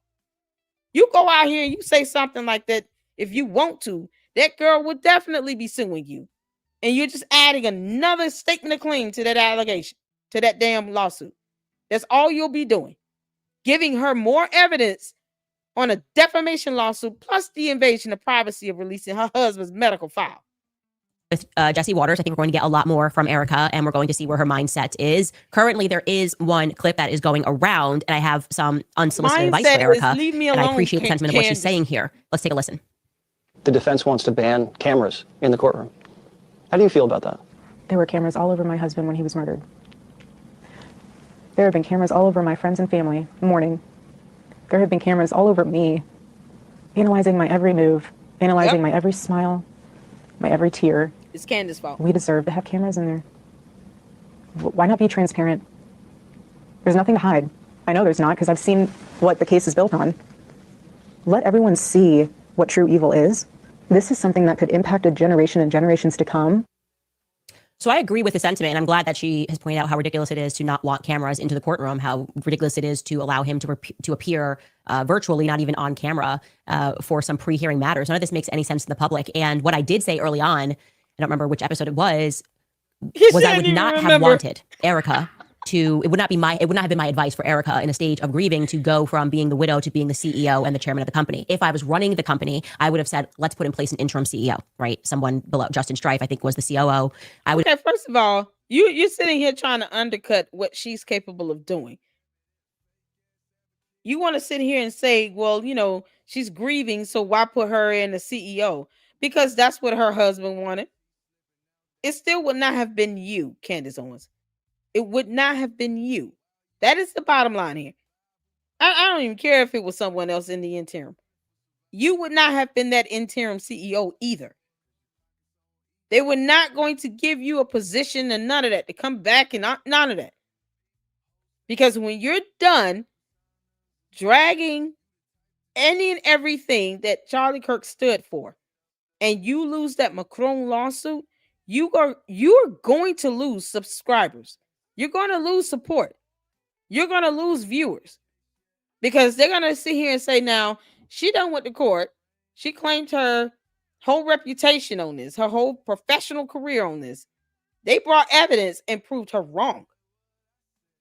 She still won't tell them the truth about the motion to dismiss. You don't file that if you're not seeking the dismissal. Her attorney knows that she had other options to respond. But the fact that Candace Owens has not even acknowledged it is problematic. She doesn't want to put anything out that would cause her to be questioned about her going back and forth on this stuff, being hypocritical, saying one thing and doing another. Because narcissist doesn't understand the concept, the definition of the word hypocrisy. To put an interim CEO and allow people to figure things out. because it is a true statement that there's two things happening here. There's a widow, and then there is the chairman and the CEO, and that person, no matter what, is going to have to catch heat for any decisions the business is making. That's just the reality of the way the world works. When you're a CEO and you're a boss, if a mistake is made, doesn't matter whether you did it, whether you said it, whether you tweeted it, it's going to come down on you. And she has assumed that role. Okay, so criticisms pertaining to anything at Turning Point USA that are being directed at Erica are fair. Obviously, they are fair if they are directed about Turning Point. No, they're not. They're not fair if they're false. If they're provably false, Candace, no, they're not fair. Why do you keep doing that? Now you're trying to say, well, she's the CEO, so if I criticize Turning Point, she ends up bearing responsibility. No, she doesn't have to, because you don't have to keep attacking Turning Point USA. You want people to sit here and call you or answer your calls to get information out of them. But the moment all of that comes to a halt and they cut your ass off, now all of a sudden, if I give criticism, she's going to end up catching it because she's CEO, not because I'm just trying to target her. Hell no. Nope, that ain't it. What the heck? What? USA and their actions. The second thing that I would say, and again, this is unsolicited advice, so she's Jesus free to throw it out. Christ. But in the entire issue and the energy right now is that people, irrespective of what's happening on paper, don't believe the story. They don't believe the story. And you are, and of course, this is only a snippet of the interview, so I'm sure more will be said here. But I'm getting that you have seen the case. You think it's a solid case. She thinks it's a solid case, at least, and is saying, show everybody what you have so they can see true evil. Within her capacity of chairman and CEO of Turning Point USA, they could be more transparent about what happened that day. People don't like the stuff they've seen about Mikey McCoy. They don't like what they've seen about Rob McCoy. They don't like the history of Rob and Mikey McCoy and their involvement here. They don't like the video. No, you don't like it. And somehow you've gotten 5 million ding-dongs that somehow just neglected the idea of having a brain or, being able to think for themselves. So at least ask questions to get information for themselves, to formulate their own opinion. You've got them to believe every word you say without fact-checking, without demanding evidence, tangible evidence. She's accepted the fact that they are saying Tyler James Robinson did it, based on the evidence, based on the affidavit, and that it could not have been anyone else. And if you have evidence to show that it was someone else, Candace, post it up. Do you understand that that would be material to a murder investigation? And that murder investigation being spearheaded by the feds. So withholding information that could change the outcome of the case, Candace Owens, it's called interference. It's obstruction. At the very least, a conspiracy to obstruct. If you have evidence that is relative to this case, that could even remotely alter the outcome of it, it is your duty and obligation, especially you considering yourself a journalist, to send that information over to the investigators. The ones that are licensed and credentialed and certified to do the investigation. It's your obligation to do that. Do you understand the consequence? I don't think she understands the consequences of withholding material evidence or documentation that she somehow got a hold of and refuses to turn over to the investigators for an open, pending, active murder investigation spearheaded by the FBI. You can't make this up. Of Terrell. They don't believe what time text messages were sent or when the phone calls took place. Rob McCoy is lying. In the areas that you can control the transparency, I think doing that would be beneficial to Turning Point USA, because I don't think Turning Point USA is going to survive if they continue down this path of, Tyler Boyer late night tweeting at donors as he did over the weekend. I think he directed his fire at John Mappin and Arena Mappin, called John Mappin a loser. I don't think that that's the correct messaging to come out of Turning Point USA. And there's something that my husband always says to me, and I don't know if he got it from somebody else, he probably did, but the expression is the market is always right. The market's always right. He says it's about trading and things of that nature, meaning irrespective of what your opinion is or what you think the market is the market. So maybe the top execs at Cracker Barrel thought it was brilliant to change the marketing, and they brought in the highest paid advertisers to do that, and they thought it was sleek and it was amazing. The people revolted, and they said, we don't like this, we don't trust it. Put that old man back up there. We want to see the Cracker and the Barrel, or we're out. And guess what? The market was right. That's kind of the point of the expression. The market is always right. And the market right now is saying we don't believe a single thing that happened that day. We do not trust the... Yeah, but Erica Kirk doesn't care about you and your cult followers saying that we don't believe everything. Now, I've questioned some of the information that I felt was left out of the probable cause affidavit, but that is based on not only the evidence, but just logical reasoning and deduction. If you have a murder that occurs involving a weapon, a specific type of weapon, and you're saying all these cameras captured what was going on the roof, but it doesn't really state when the gun comes into camera view, meaning none of the surveillance cameras picked up when he took the gun out the bag and put it together. If that happened, it leaves too much room to assume.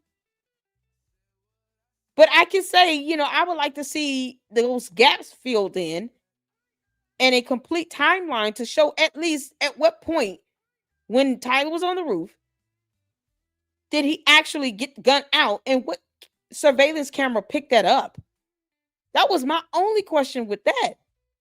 And even if you want to say there are others involved here, you still need evidence to prove beyond a reasonable doubt. You can't just say there are others involved. Would it hold up in court is the question. And nothing Candace has presented would hold up in court. It would be speculative at best. At worst, defamatory. She's just blaming any and every person. So you can't just accuse people of committing a crime like that. And you don't have evidence. Once again, the idea of obstruction is becoming a very real possibility for her. Donors at Turning Point USA. We've got no messaging about whether those donors were removed. We want Turning Point to hit hard the people that are lying. Why are we getting this dance around the Catholic topic, which again did not come from America? Okay, it's not come from America. And I would imagine there are a lot of people that are speaking in your ear. That's what it means to become to wake up one day and be the chairman and CEO of a major company. But people are going to need clarity on these matters because it doesn't feel like those snakes are out of the garden. That's what it doesn't feel like, I would say. And so, yeah, I would say in every aspect that you can be transparent, which doesn't involve the feds, I would do that. I look forward to obviously watching the interview that is going to premiere in 2 days on Fox News with Jesse Waters. I will certainly be watching. Now, speaking of a lack of transparency, I am everyone right now when I say that Kash Patel is the most embarrassing human in the United States. Embarrassing for 2 reasons. One, Charlie. I'm floored at her thinking that Erica Kirk should just catch all this heat because Candace is the only one making these dumb allegations with no evidence. There's no evidence to show that he completely changed his views on being pro-Israel. There's no concrete evidence to show that anyone else was involved in the actual assassination. She can't even relay a tip properly without it being a matter of someone paying that person to send a tip to her. She has no way to vet her tips. And then she just kind of throws things out there. I mean, where are these tunnels? Once again, that was underneath Charlie, underground. Where are those underground tunnels? Are you going to sit here and say to the people, y'all, please don't go to that campus digging up the ground trying to find these tunnels? That was my presumption. But no. She actually has influenced people to go to the campus, to the university, trying to find these so-called tunnels. This is the level of recklessness that is going to bite her in the ass when she goes to court for the Macron lawsuit. Defamation is all about that malice intent component, where you're having someone make these provable false statements with a reckless disregard for the truth. And this is it right here. The epitome of her recklessness that are leading to people getting death threats, people going to this school, disrupting the kids' ability to learn and exist and be free from all that nonsense on campus. Parents aren't paying tuitions for them kids to have to be subjected to people out here looking for tunnels and stuff. It's not necessary. People have been doxxed. She has done so much evil, vile stuff. And you think Erica Kirk is supposed to take some heat because you putting out these dumb conspiracy theories? You know, the communistic bees are just, a buzzing. It's getting cold, people. Might want to trap those communistic bees while you can. She's the only one putting all these wild, dumb accusations out here with no evidence. Why should Erica Kirk feel the heat of that? Because Candace Owens. Why should she? She doesn't have to assume anything. And I'm so glad Erica Kirk is not responding to this. I'm Kirk glad was a big she's supporter of not. Kash Patel, had him on a show, really pushed for him to get the role that he is in, director of the can't make this stuff FBI. up. And he has just been terrible in this case. He just has been objectively, okay? Everything that we have seen coming out of this case makes entirely no sense, from the impassioned messages written by 20-year-old gay men, which don't exactly sound Gen Z, to this kind of ridiculous narrative that we can't see anything. We can't watch him drop down. There's cameras everywhere, but you can't show us anything. All of the holes that are still in this story.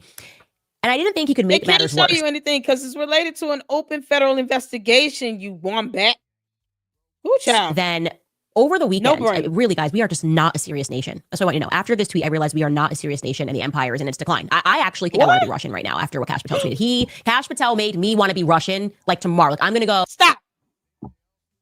Boy, you want to talk about treason. What the hell am I hearing? She's calling congressmen treasonous. And she makes statements like this. Are you kidding me? Director of the FBI. And he has just been terrible in this case. He just has been objectively, okay? Everything that we have seen coming out of this case makes entirely no sense, from the impassioned messages written by 20-year-old gay men, which don't exactly sound Gen Z, to this kind of ridiculous narrative that we can't see anything. We can't watch him drop down. There's cameras everywhere, but you can't show us anything. All of the holes that are still in this story. And I didn't think he could make matters worse than over the weekend. Really, guys, we are just not a serious nation. So I want you to know, after this tweet, I realized we are not a serious nation and the empire is in its decline. I actually think I want to be Russian right now after what Kash Patel tweeted. Kash Patel made me want to be Russian like tomorrow. Get your ass out of here then. Bye. Bye, Felicia. Bye, you dumb heifer. Bye, you soulless miscreant from hell. Bye. Unpatriotic. Now, I said this when she started accusing the United States military of being in on this assassination of one civilian. The entire U.S. military is in on this one assassination of one civilian. I said then that it is unpatriotic. She's accused congressmen of being treasonous in the same video, and now she says she wants to go and be Russian. Take your ass over there and see what happens. Bye. You don't even have to go to Russia. Go back to the UK where your husband come from. Go to the UK. Why don't you and your husband and your 4 kids, y'all pack it up, sell the house, and go move to the UK? He got family over there. You don't have to go to a whole new foreign country that it probably would kick you out either way. I don't even think Russia would take her. I'm going to be honest with you. Russia would not take you, girl. They just wouldn't. You talk about free speech and all this other stuff here in the U.S. You've been able to build up a platform of over 5.8, 5.7 million. How many subs she got at this point? She's at 5.51 million. She's been able to build up a following of 5.5 million subs based on all the dumb shit she says. And man, when you think it couldn't get any worse, she's like, hold my beer. Hold my wine. Hold my juicy juice. Here's a sippy cup. You can't, I don't know I don't know if I should laugh at this or what.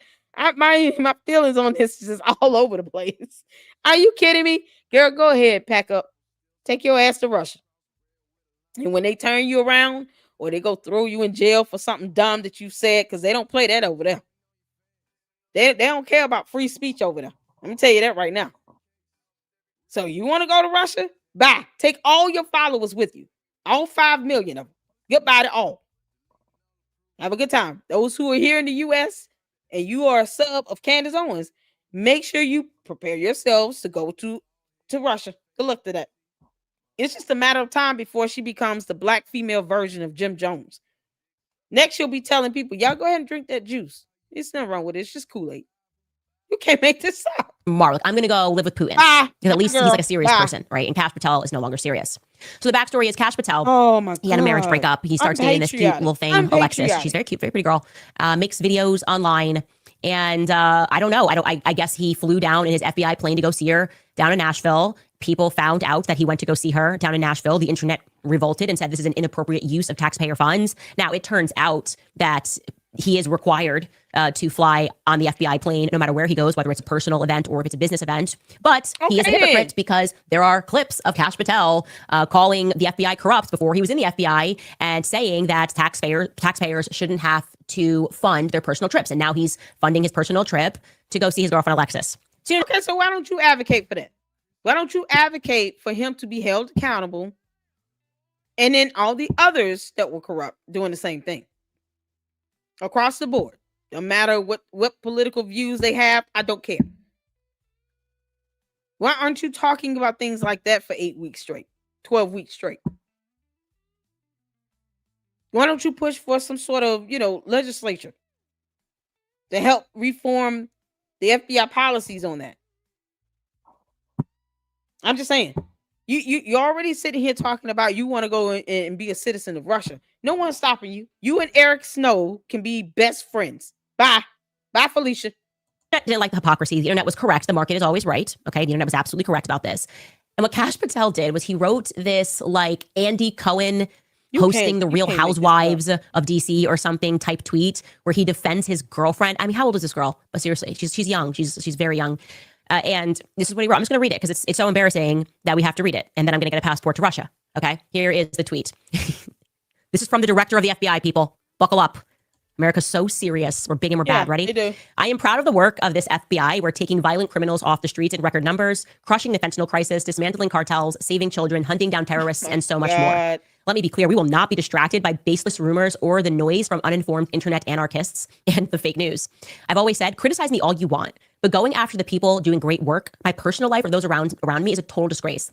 The disgustingly baseless attacks against Alexis, a true patriot, and the woman I'm proud to call my partner in life are beyond pathetic. She is a rock solid conservative and a country music sensation who has done more for this nation than most will in 10 lifetimes. I'm so blessed. Sorry, pull that back up. I gotta finish. I'm so blessed that she's in my life. Attacking her isn't just wrong, it's cowardly and it jeopardizes our safety. My love of family will always be my cornerstone, and you will never tear that down or keep me from them. I and this FBI will stay laser focused on our mission and continue the reform that we promised, rebuilding this borough from the ground up. Okay, it's like a lot, and I love that Twitter hit them immediately. They hit him with a little fact check. People are not attacking Kash Patel's significant other, but rather reacting to his firing of people who point out his usage of government funds to travel to her shows. Now, objectively, this is embarrassing. Objectively, Alexis, she seems like she's a really sweet girl. She is not a country music sensation. It's sweet that you call your girlfriend that, okay? She's just not a country music sensation. It's ridiculous. It's like me talking to my daughter. Like, I do tell her she's a sensation. She's everything she does is sensational. It's so unbelievably petty. It's ridiculous. It's no, it's petty that you're saying this. You don't have to like her country music. What are you talking about?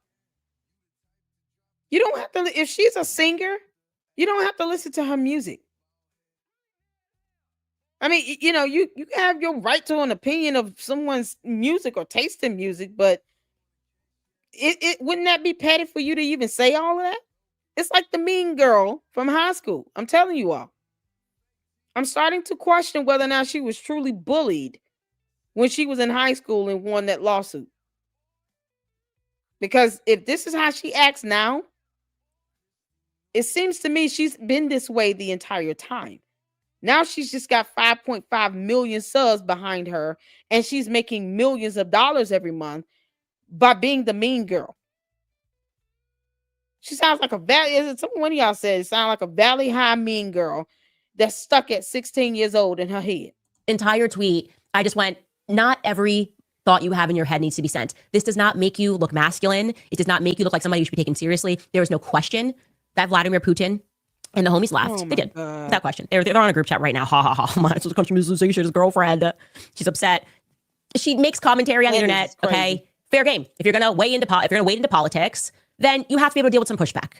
Whatever they were saying about her Kash, okay. He only been dating her by the way for like a year and a half. Like this is it's like a new girl that he's dating. And we're talking about, just to remind you, in case you're just tuning in, we are talking about the director of the FBI, and we are supposed to take away from this that we should have faith that he is emotionally stable enough, that he has steeled himself for this investigation into Charlie Kirk's murder. Like, we are supposed to believe this is not a crash out. Man, I wish she had said to you, don't send that, honey. You had a whole crash out when you got that Macron lawsuit. How did that feel once again, Candace? Why don't you say for the record? How did it feel to get served over 200 pages of a federal lawsuit complaint? Or actually, a regular lawsuit complaint because it's not federal. How did that feel? Yeah, do you feel good about that? Actually, is it a federal lawsuit? I think it is. No, it's in the Superior Court of Delaware. So no. Do you feel good about that? Because we saw you crash out and then double down talking about you were born a man and you were die a man. They're really getting on my nerve. It was just all a show. Y'all know she's reading a script? Y'all know she's reading a script, right? They're probably even telling her how to act and maneuver around with the camera. All of this is so fake and scripted, it's not even funny. You know, there's nothing, you know, straight and real about anything she's doing. Since she want to sit here and talk about fake and gay, yeah, over here we're straight and real. There's nothing straight and real about Candace Owens right now. Her mannerisms, the way she's sitting here sounding like this dingy Valley High mean girl bully type person. Nothing that's straight and real and authentic about this. It's like one big script, and she doesn't care about the consequences. Baby, don't send that, honey. I wouldn't send that, honey, baby. That does not. It made you feel masculine doing it, but when you send it, it lets people know that America is weak. Like, you need to be very reprimanded for this tweet. Could you imagine Vladimir Putin sending this tweet? Could you imagine any of his henchmen? Oh my God! Now she loves immediately they would be fired. And that's why I would like to again plead with you guys to consider when I run in the future for dictator of the United States, to consider how I will deal with this immediately. I will sentence him to a month of hard labor. Obviously, that's the only correct response to Kash Patel writing this, like, I don't like these mean girls tweet. It's ridiculous. We are not serious people. The empire is in decline. So figure out where you're going to live. Because I'm between Namibia and Russia. That's it. We'll be right back. And you can go to UK. Don't you already have a house over there or something? Or, you know, at the very least, you and George can go live with his father until you get your own place. I don't understand. Candace Owens must be having another one of those recurrent yeast infections right now.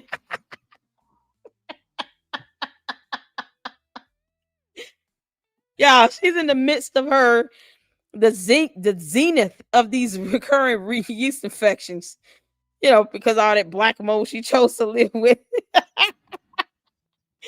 Yeah, see, the mold is just affecting her mentality and her state of mind right now.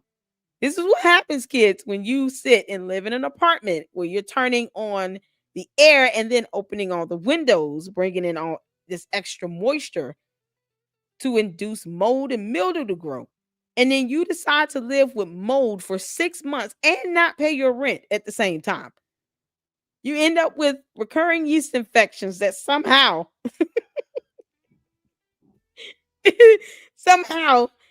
causes you to sit down on a show and talk about how you have no idea what facts and evidence is. And you want to sit and call him honey baby. That's not a good look. No, it was not a good look for you to sit here and say you were born a man, you would die a man because they sued your ass. She crashes out more than anyone else. Oh, they banned my visa in Australia. They don't want me to come to Australia. My free speech. They ain't stunning you. And they say you better pay out court costs too. You can't make this up. All right, you guys, want to remind you about American financing because the Fed just dropped interest rates again, and that is great. It's fantastic. It's mold-free, pesticide-free, shade. Oh, God. All right, let's get into some of your comments. Maxi Dodo starts. He writes, Dear Candace, thank you for being a true friend to Charlie. My son's middle name is Charlie. He is 9, and you have helped make his name even stronger. You are an inspiration. God bless you and your family. Michael writes that from Australia. Thank you, Michael. I love that that what I say has reached Australia. I wish that I was not banned from Australia, but you know me. I'm a super bad criminal, bad to the bone. I won't work. Yeah, no, they ain't got time for your nonsense of buffoonery because obviously you can't even master, you know, simple concepts like nationalism and globalism and none, you know, so pay the court costs and get them people that refund back on them tickets. Israel. Stacey Massey writes, so many trolls in the chat, yet by being here, they are supporting Go Candace. Yeah, there's so many bots in the chat. I'm sorry that you guys have to go through that. We could actually put a timer so they can only post every 30. Yeah, perhaps because she wants to go to Russia so bad. They could be Russian bots, you know, because Russia. Girl, Putin would never let you in his country for a week. You can't go over there and say what you want to say. Oh, no. They'll lock your ass up. You know what? I'm challenging her to go. Candace, why don't you go ahead and go to Russia? Has she ever been to Russia? Has Candace ever said anything about ever been to Russia? I trolled the chat too. Me too.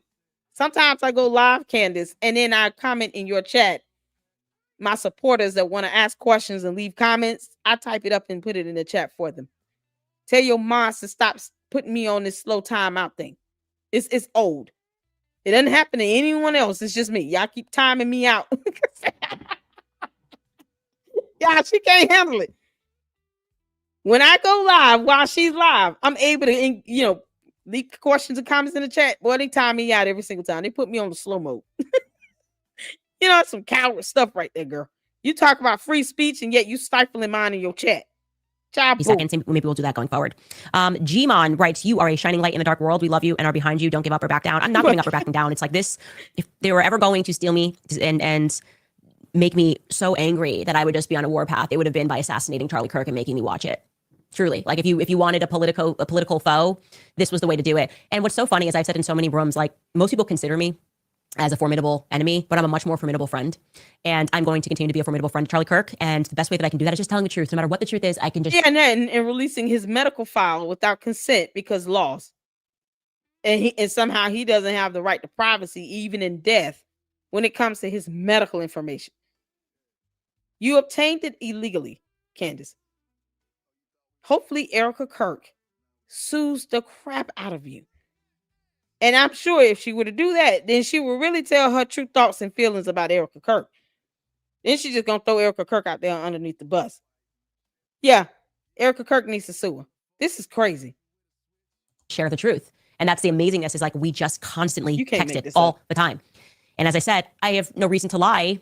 The Turning Point USA has access to all his messages. They can tell you that the messages are real, whether they're true or whether they're false. And the truth is enough. The truth is always enough. Wait. And as I said, I have no reason to lie.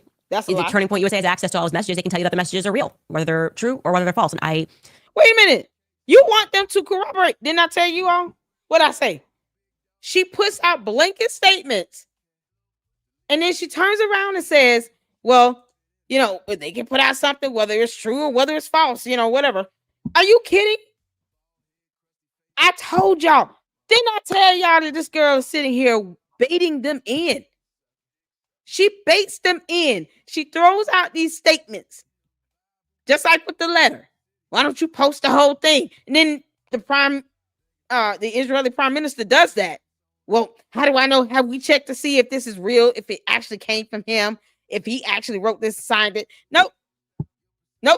Doesn't even authenticate. She does not accept the letter. Just like she doesn't accept the evidence that the Macrons have sent to prove that Brigitte Macron was born a woman and gave birth 3 times. She ignores all evidence whatsoever because it doesn't fit her moot point. And then she wants to say, I have no reason to lie. You lied about not seeking a dismissal in that Macron lawsuit. You lied about that because you filed a motion to dismiss. You don't file a motion to dismiss if you don't want it dismissed. You would not even entertain that type of motion. But you did. And guess what? It's going to spark a hearing. So now they're going to have a motion to dismiss hearing just for the petitioner to have to come in and make a legal argument to show why the case should continue on. Candace, if you really wanted that case to continue on, you wouldn't file that motion. You would just file a response. You can't make this up. She talks all this nonsense, and then when something happens where she's been put in check, legally speaking, then she wants to cower behind it and act like, oh, they're just targeting me. They want to bankrupt me. No, they want you to pay for your the consequences of your actions. We're all saying, Candace, take your ass to Russia. Go to Russia, don't come back. Putin, if you take Candace Owens, you got to take all of her cult followers as well. All of them. Maybe that'd be a great way to get them to just migrate the hell out of the U.S. since she's so unpatriotic and she wants to accuse the government, the administration, the military. I mean, every branch of government, the judicial branch. I mean, it's, next she'll be accusing all of Congress. Once she gets all 3 government branches in, that's it. That's just more of a reason for her to just leave this country. No one's asking you to be here, Candace. You can go to Russia. Good luck to having this platform, though. Because the moment you say something Putin don't like, oh, he gonna shut your behind down. Then he gonna lock you up. The truth is enough. Yeah, The truth is always girl. enough. Bye. Tom Paul writes, Tyler Robinson's ACT score was 34, so he was in the 99 percentile. Thomas Matthew Crook's SAT score was in the 99 percentile. Both recent lone shooters scored in the 99 percentile on standardized testing. Not a coincidence, as if it is out of the same playbook. Something I want to say about that, something actually that I would like to reiterate about that. Oh my God. Because I believe that is the reason for standardized testing, is that it flags for the government people that could be a problem down the line. It's a kind of a repeat story in a lot of these mass shootings. I think also the one that was in, and I can't think of the guy's name, but it was in Connecticut. Similar story. He somehow hacked the government system, and the FBI showed up at his door, and then he was a part of some Yale program. I think it's Adam Lanza, is who I'm thinking of. So there's a theme here, and my opinion on that is not something that can be discussed on YouTube. So I'll save it for my book club tomorrow. Petal writes, love you, Candace. But you can't discuss it. You can't discuss it on YouTube. Anyone that has her book club, yeah, go ahead and tell us what she said. Has she not learned that you have people in your book club that's going to report on what you're talking about? That's probably why they have a membership to your book club. And you can't screen everybody. You have no idea who's signing up for your book club. That is how much she could care less about, trying to get any justice or anything. She only cares about the money. Because if she didn't care about the money, she would not allow anyone to just sign up for her book club. But she doesn't care because it's money. People are paying to be in it. So if that's the case, then you get what you deserve, Candace. Someone coming into your book club, and the moment you say something really, really, really dumb, they're going to make it available to the public. And if you're not scared to say what you want to say, why the hell all of a sudden you backing off? If you don't think it's inappropriate, why would you not say it now? Guy's name, but it was in Connecticut. Similar story. He somehow hacked the government system, and then the FBI showed up at his door, and then he was a part of some Yale program. I think it's Adam Lanza, is who I'm thinking of. So there's a theme here, and my opinion on that is not something that can be discussed on YouTube. So I'll save it for my book club tomorrow. Petal writes, love you, Candace. Please claim. Oh, people claim you don't have a degree, but I've heard you say you do. Please set the record straight. Yeah. The truth is that I grew up poor. I was the third of a family with. Did you get a degree? The question is, do you have a degree, girl? Does she have a degree? I love it. You can ask those types of questions where it doesn't come off like you're trolling, but it still shows, girl, you ain't got no education. Well done. She's staggering over this. She's like, oh shit, I wasn't expecting this. Please set the record straight on your education. Will somebody please, if you send a super and you want to send her a question, can you ask her, what was the black mold like that you lived with in an apartment for 6 months? Speaking of those yeast infections you kept saying you had, how bad was that? I mean, is it something that's just kind of eroding organs inside your body type of thing? How has this thing become worse over time or what? Why didn't you pay your rent for 6 months, Candace? I thought you were, a conservative and you don't believe in living off the government. What made you think you can live 6 months free? Anyway. Were you working at that time? What the hell happened? Why would you get an apartment that costs $3,500? Is it because you grew up poor? Yeah, okay. That settlement you received. How fast did you spend that money? From the one from high school where you said some kids were being mean to you only for you to grow up and become that mean bully. Yeah, how did you spend that money from that settlement? How did that go? You can't make this up. And my family didn't have the money to send me to college, so I took out a ton of loans, student loans, Sallie Mae loans, and then don't quote me on the year, but I think it was 2010, Sallie Mae had a big collapse, and they said, you can't go back for your senior year because we can no longer fund you to go back for your senior year. So I dropped out temporarily. And then when I had my own money and paid off my student loans, which was something like $150,000 in student loans, which is absurd to me, such a predatory system. You're literally preying on poor people. It's disgusting. That's what usury is all about. Oh no. Rich girl having poor people problems. What am I hearing? What? Candace, the question was simple. Clear up the record. Set the record straight on your degree. Do you have a degree? Yes or no? Oh my God. Y'all, if she gets deposed or cross-examined in court, this is what you expect. There's not enough prepping in the world for this, because what she doesn't want to make herself look like is if she's an idiot. Candace, we've already figured that out. We already know you're dumb, okay? Yeah, because nationalism is not a term you're familiar with. So we know you're stupid. She did not expect this at all. Oh no. The girl who has over 200 million in assets because you married somebody, sitting here talking about it's predatory loans, and it's just absolutely deplorable how they take advantage of, poor people. What about all the others? I got student loans. I got over $100,000 of student loans combined from college and grad school. Yeah, I can't even afford to pay him off right now. So what does it say about people like me who's working, got my content I'm creating, working hard for my kids? I can't afford to pay back student loans because I would be evicted.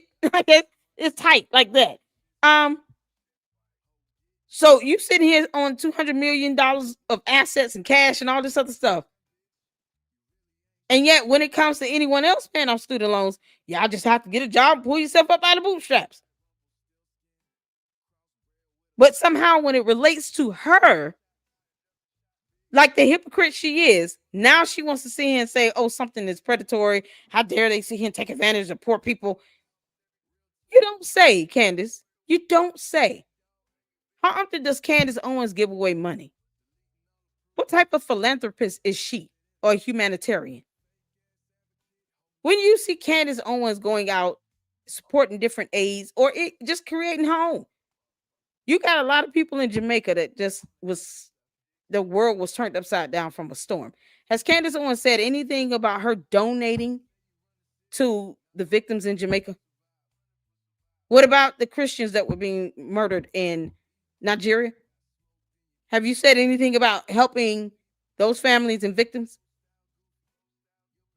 You want to sit here and talk about predatory loans with poor people, and you're rich as hell, but you don't do anything to help people financially.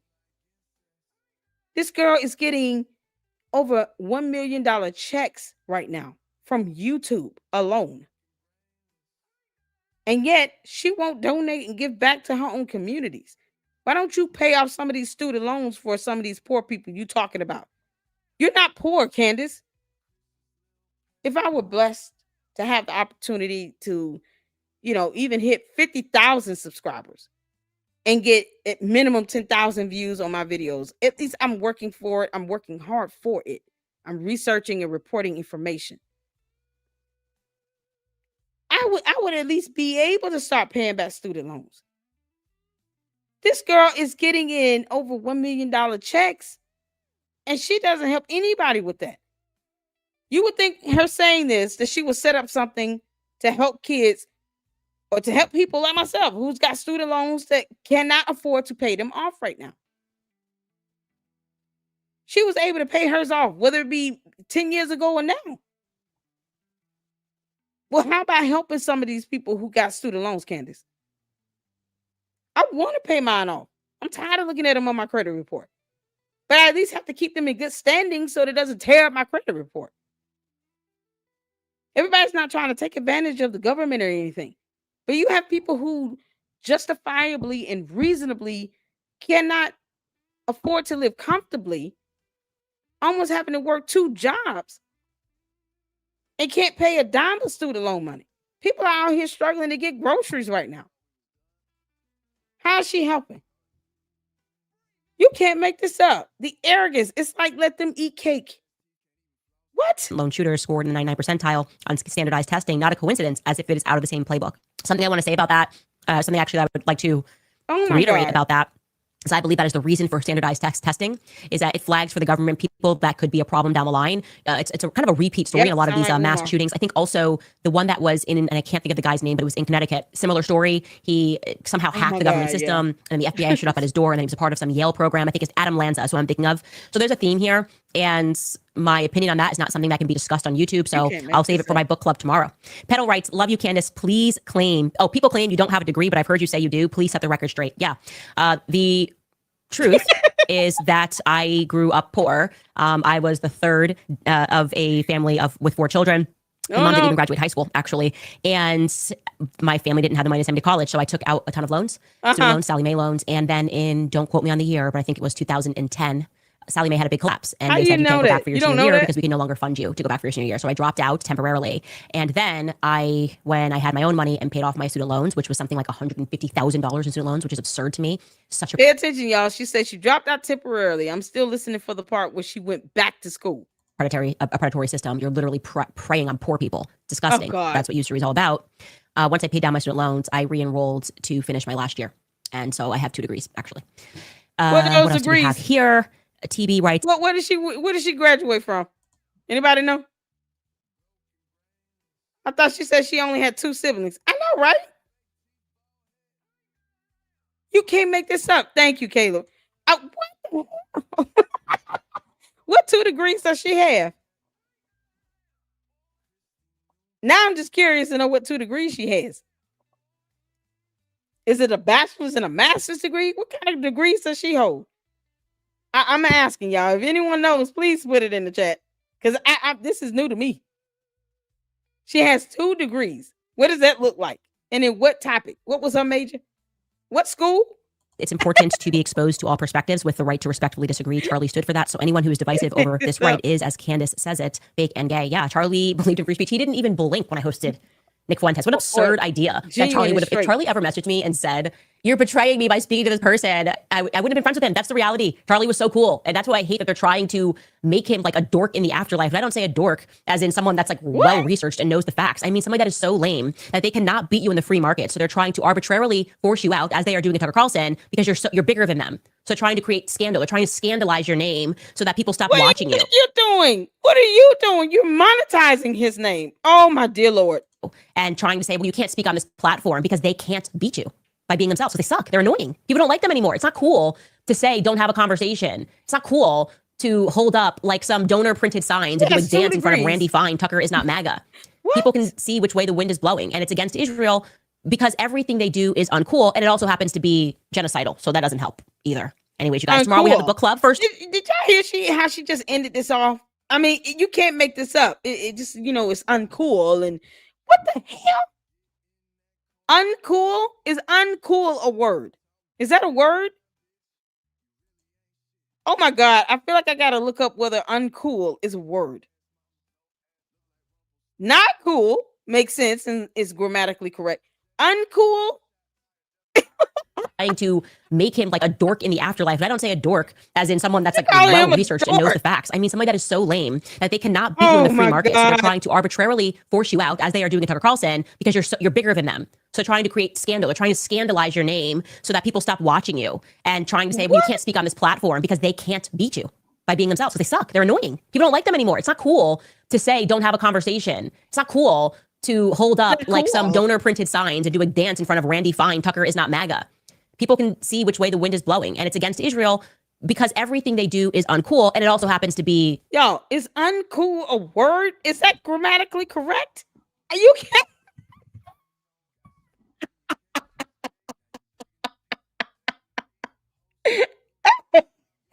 Oh my God, uncool.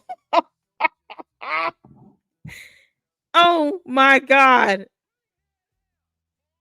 It just seems so out of place. Uncool haircut. Man, that's like a fashionista term, not fashionable or impressive.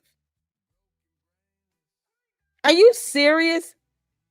You use the word uncool and then turn around and use the word genocide with it. Uncool is not fashionable or impressive. Y'all, I can't believe this. Not cool. Jesus. Genocidal, so that doesn't help either. Anyways, you guys, tomorrow we have the book club. First time ever the book club was infiltrated. I'm proud of us. Very proud of us. People in the book club. So be sure to be there. Infiltrated, girl. Also reminding you guys, make him a... Okay, that's all. Listen here. Let me tell y'all something. She worked for Vogue. Who says dork? I know, right? She went for journalism but never finished it. She worked for Vogue after leaving. This one, I'm like, shout out to you, Manny. Thank you for the information. Black mold can have serious effects on the mind and nervous system, especially when exposure is prolonged or occurs in poorly ventilated environments. Thank you for that. That explains the brain rot that Candace Owens has. Because she chose to live with mold for 6 months. God. She went for journalism but never finished it. What 2 degrees does she have? Wikipedia only says she pursued a degree in journalism but dropped out. Y'all, is she lying about having 2 degrees here? Candace, if you're lying about having degrees, I'm going to clown you for many hours to come this week. What 2 degrees, right?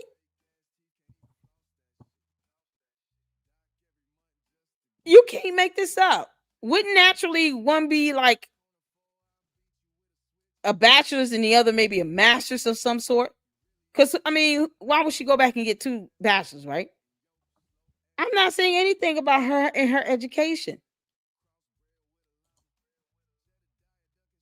It says she went to Stanford High School and then the University of Rhode Island, where she dropped out. What 2 degrees does she have? I can't understand this. What educational background does she have?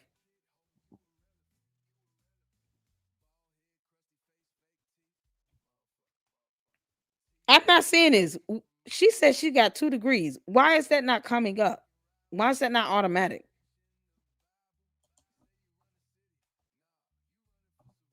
You can't make this up. Wouldn't she just say, wouldn't she have this on her website?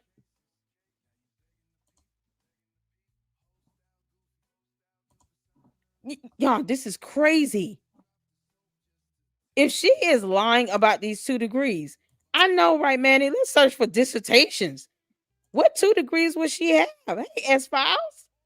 Oh, girl, you can catch the replay. We went in on Candace today. Put it on 1.5 speed. It'll go fast. Then she worked for Vogue Fashion. Can't find any degree. Says she dropped out of Rhode Island University. It was a question, do you have a degree or not? So a yes or no answer. Exactly, Liz. It was yes or no. She has the money and resources to finish a degree, but chooses not to educate herself. Thank you. She could go back to school if she wants and pay for 2-3 others college education. I am not finding anything on her having degrees. Oh, my dear Lord. I know darn well this girl did just blatantly lie to people.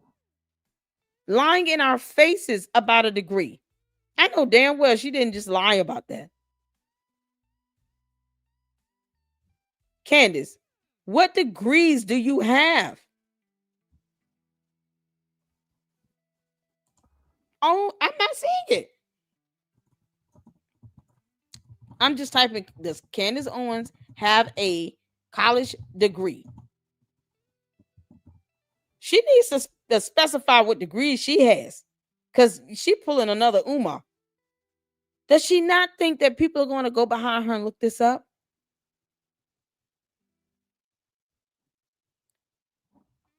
Y'all, this is insane. I cannot believe she would blatantly lie about having 2 degrees, and we can't find it. Oh, my dear Lord. I'm seeing somewhere it says she initially pursued an undergrad degree in journalism at the University of Rhode Island, but left during her junior year due to a student loan issue. Following this, she worked as an intern for Vogue magazine. Blah, blah, blah. Blah, blah, blah. Nothing about her getting an actual degree.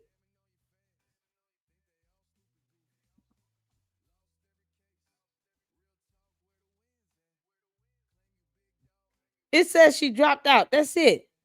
It's not saying anything about her actually getting a degree. And the thing is, she's not even saying the name of the school. She doesn't even say, I went to this school, finished up, and got my degrees, or I finished them online.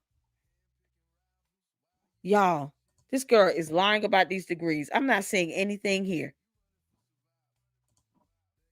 You can't make this up. Google said no, Candace Owens does not have a degree, although she attended the University of Rhode Island for journalism. Wow. Maybe honorary from some college. It would say that. Oh my gosh, she doesn't need a degree. She just needs to stop being a twat. I'm with you, but why even lie about that now? Because she's put that out there. Yeah, they believe every word she says, just like with this whole thing with the Macron lawsuit. She refuses to tell them that she filed a motion to dismiss. They don't even want to believe the court docket. I get the candy asses in my comments. Anytime I cover the court docket, like, well, Macron still ornament. No, she needs scientific evidence to prove that. But she's not telling you all she filed the motion to dismiss them. Or the year she didn't say the year she graduated, a degrees of her batshitology.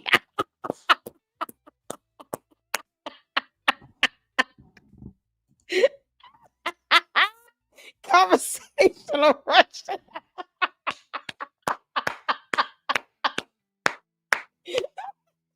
Yeah, you win comment of the day, comment. This is the winner right here. Comment of the day. Y'all give it up for Connor.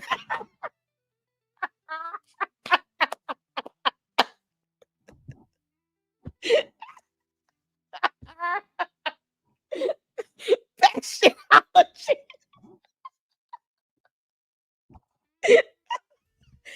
Oh my God, man, my stomach hurt.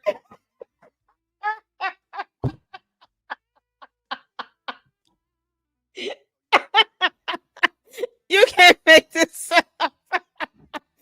That's good. That is good. I had to start that comment. There you go. Oh, comment of the day. Batshitology.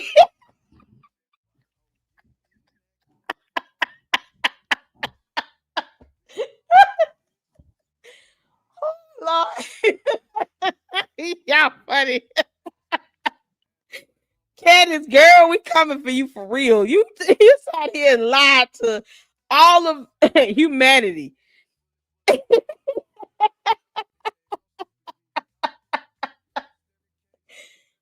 my God. Candace lied to all of humanity today. Because I realize I'm late on this. She has lied to all of humanity about having 2 degrees and no one can find it. Oh my God. I got mine from Coastline Community College. See, I went to Spelman. I mean, I went to AIU for my master's degree. I can tell you what schools I went to. She didn't even name the schools. She's like, but I have 2 degrees. From what schools? How do you keep that secret? Why would you want to keep that secret? Why would you want to keep the aspect of you having 2 degrees a secret? Especially when you dropped out. You will want people, as narcissistic as she is, she will want people to at least see that she has accomplished getting a degree and to be able to view her in that limelight. She's a complete narcissist. And yet, she's sitting here talking about, I have 2 degrees. Okay, from what schools and when did you graduate? What are your degrees in? Boy, that person should have said, can you dispel the rumors and confirm whether or not you have degrees and the name of the school and the year you graduated? Because obviously we have to ask these specific questions because the guy, she leaves this stuff out. Are you able to confirm that? It does nothing I'm saying here says anything about her. This is on Blexit.com. This is not even saying, okay, it says here, she attended the University of Rhode Island for 3 years to study journalism before leaving to work in New York City. followed by private equity for 4 years before launching a website after she worked in fashion to combat cyberbullying in 2016. The effort was met with unexpected controversy. As a result of the pressures and criticism her startup faced, she became more active in the world of politics because, that's where the money is, right? Where does it say? This is on the Blexit website. Where does it say she went back to school and got a degree? This is her website we're on now. Let's go to about, because you can't make this up. I don't want your cookies. We keep putting up this damn thing about her cookies. Why does it not look at this? Book club. $16.99 a month. Or if you get an annual, it'll be down to $14.08 a month. Look at this. Just making money. $9.99 a month or $8.25 monthly if you do the annual. Where does it say that she went to school? On her about page. Candace, you lied like hell. She lied like hell. She just lied about having 2 degrees. And no one can find that information. If anyone finds it, please tell me. Thank you, Manny. It says, okay, Manny did a research. He said, this is what the information came up. There is no reliable evidence that Candace Owens holds 2 online degrees for any completed bachelor's degree. Here's a summary of what is known about her education. She attended University of Rhode Island studying journalism, but left after her junior year due to student loan issues. You can't make this up. Some sources note that she has claimed in interviews to have graduated with degrees in journalism and English. But these claims are contradicted by other verifiable information, which says she did not complete a degree. Wow. LLC, frankly, my dear, has been stalking other live streams about Candace. I've seen them a few times. I asked if they go to all of them. What? You would think that her trolls and her cult followers, the candy asses, would be able to say, no, we verified our dear leader. We verified it. And she went to school. We got the evidence right here. She went to school. She got her degrees. Oh, no. Candace, your own cult leaders, your cult followers are not even challenging that. Her app to dox people's social autopsy, the fallout from that is why she flipped conservative, according to her. Fannie Mae collapsed in 2008. Candace worked as an intern at Vogue in 2010. She then left for a private equity firm in 2012. She can't even keep up with the year that Fannie Mae collapsed. Well, hell, if we could just make up degrees. I hate to have 3. I have 3. Hell, I got 6. I mean, we can do this all day. Geez, Charlie claimed he never had a degree. He read books. She's lying. What a shocker. I know.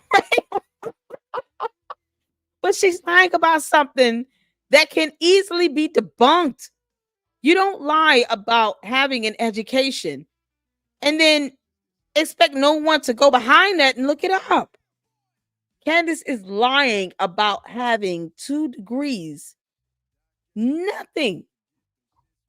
I mean, hell, I'm challenging the candy asses. Please send me any evidence to show that she went to school and graduated with 2 degrees. She could go back right now if she wanted to. Why would she not want people to know that? That's my whole thing. She's too much of a narcissist not to brag on that. Does Candace Owens have a college degree? Does Candace Owens have any degree?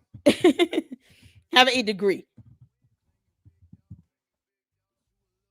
Y'all, this is insane.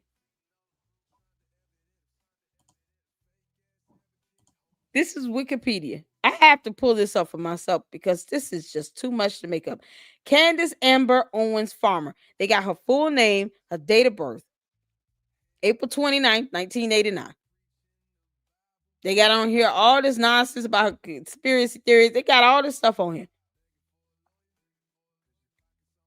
Where does it say she got 2 degrees? She co-founded Blexit along with Brandon Tatum. They work for Prager. She worked for PragerU, Daily Wire, Turning Point USA. Only for 2 years, by the way. It says right here, she graduated from Stanford High School. She got death threats and stuff. She sued. She got a settlement. Look, she got a $37,500 settlement in January 2008, but she couldn't pay her rent for 6 months. She pursued an undergrad degree in journalism at the University of Rhode Island. She dropped out after her junior year, saying she had an issue with her student loan. Or she just dropped out because she didn't want to finish school for what she wanted to do and got tired of being broke. After leaving college, she worked as an intern for Vogue. She took a job. And then, that's about it. She started a marketing agency. You can't make this up. She criticized conservative Republicans, writing about the batshit crazy antics of the Republican Tea Party. Oh my gosh. She also added that the good news is they will eventually die off peacefully in their sleep, we hope. And then we get right on with the obvious social change that needs to happen immediately. How many times has she wished death on people again? Or sat here talking about land and children being cursed? That's so evil and vile. And then she sits here and just milks the hell out of this assassination of Charlie Kirk. She keeps claiming to be a friend, like he didn't have a wife. Erica Kirk needs to tell her to shut up. She literally lied about having 2 degrees. There's nothing on here saying that. Why would she lie about something that obvious that people can just Google and see that she doesn't have any degrees? No information, no evidence pointing to that. And why would she keep that secret if she did? Oh my God. Man, Candace graduated from the college and trust me, bro. I have some degrees. Prove me wrong. She just feels strongly that she has 2 degrees. Yo. The degrees came to her in a dream. Father Rafiki, he knows the way.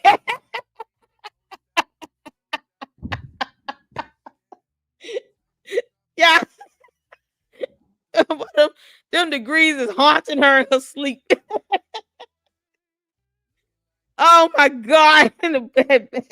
That shitology. Boy, that's epic. Everyone can see how dumb she is. You ain't lying. If the degrees don't come to her in a dream, maybe they flew her on an Egyptian plane.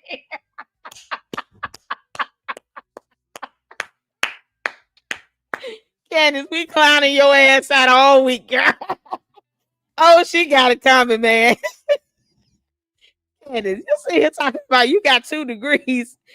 They don't count if you did not obtain them here on Earth. In this reality, you cannot go to another planet, get degrees, and then come back to Earth talking about I got 2 degrees. You must obtain them on Earth in this reality from a school that's real. School of the hard knocks does not count. She said, yeah, I imagined the school in my mind. And then it manifested itself from the universe. Look at that. What? Scroll down to education. Let me see. Am I looking at old comments here?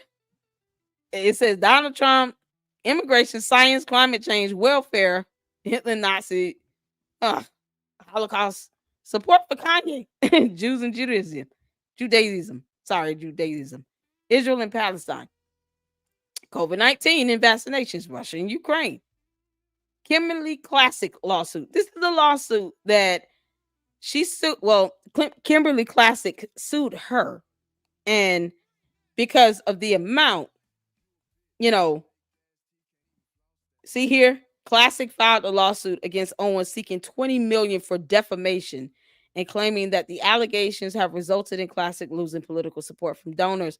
So this lawsuit was she only got judgment granted to her simply because the court felt that this lawsuit was more of a slap suit because the amount was just ridiculous. $20 million. It was just kind of beyond realistic as far as the scope. And then I don't think she was able to kind of prove malice to some extent. The defendant chose to use her huge social media platform, to attack a respected Baltimore political figure, and that we are using the proper form, the power of the courts to respond. The suit was dismissed with prejudice in December 22, and Classic had to pay Owens $115,000. So, there you go.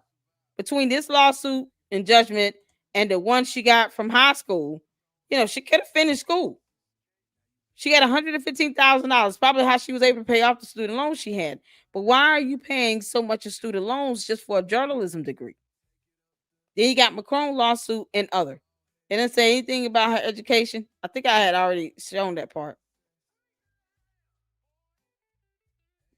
Yeah, and it goes down. It's going down to like topics that she's talking about here. Yeah, this is so crazy. Nothing about her education. Planned 2024 Australasian tour. Mentor and Shooters Manifesto. Oh God. Promotion conspiracy theories, dispute with family. Yeah. Let's go back up. Early life and education. This is the only portion that speaks about her education. It doesn't say anything about her getting a degree here. She pursued an undergrad degree in journalism. She dropped out after her junior year. And it doesn't say anything about her going back. What 2 degrees does she have? This girl has lied. Lied. You can't make this up. Oh my God. The fact that Wikipedia has a section dedicated to Candace's legal issues. Y'all, this is insane. 67 people watching. Y'all make sure y'all hit that like button. I know I've gone over, a little time that I wanted to, longer than I wanted to, but you can't make this up. You cannot make this up. This woman lied about something so simple. You can't just say you have 2 degrees, Candace, and then expect no one to vet that, because you don't vet your tips that come in, and you got people paying to tell you things, which is not reliable in the first place. You're sitting here talking about you have 2 degrees and you never said the school, the degrees that you have, years you obtained them and graduated. You didn't give any information. So she just expect people to just believe it. Like her cult base might, but they probably won't even care. Even if there's no proof or evidence of it, they won't even consider that to be a flat out lie, which it is. They're going to say, well, you don't need a degree to do what she's doing. No, you don't. But why would she lie about having 2 degrees? It's all about integrity. You can't sit here and say you want to hammer in Jewish conservatives that are getting death threats because she accuses them of lying with no evidence. But when she actually lies and still has no evidence about having 2 degrees, all of a sudden the candy ass cult members are being hypocritical as hell. They are hypocritical when she lies about things that can be tangibly proven. That's not an idea or a concept. It can be proven to whether you have 2 degrees. But they don't have a problem with her lying about having 2 degrees or not wanting a dismissal in her case, or, whether or not they're going to get refunds from the tour in Australia. They have no problem letting her lie about those things. But she claims someone is lying about something with no evidence, and they all over that. They're doxing people. They're harassing people. They're cyber stalking and bullying people. You can't make this up. Candace is a joke. That's why I clown her ass out. I spare her no mercy. I really could go hard if I wanted to. But that would require for me to do a whole lot more cursing. And if I had to go flat off, though, it wouldn't even be hard. Look at how these lies are stacking up against her. This is unreal. She just lied like it was breathing air, and no one said, oh, wait a minute. We don't see anything where it says that you have these degrees. What school did you go to? Where did you go?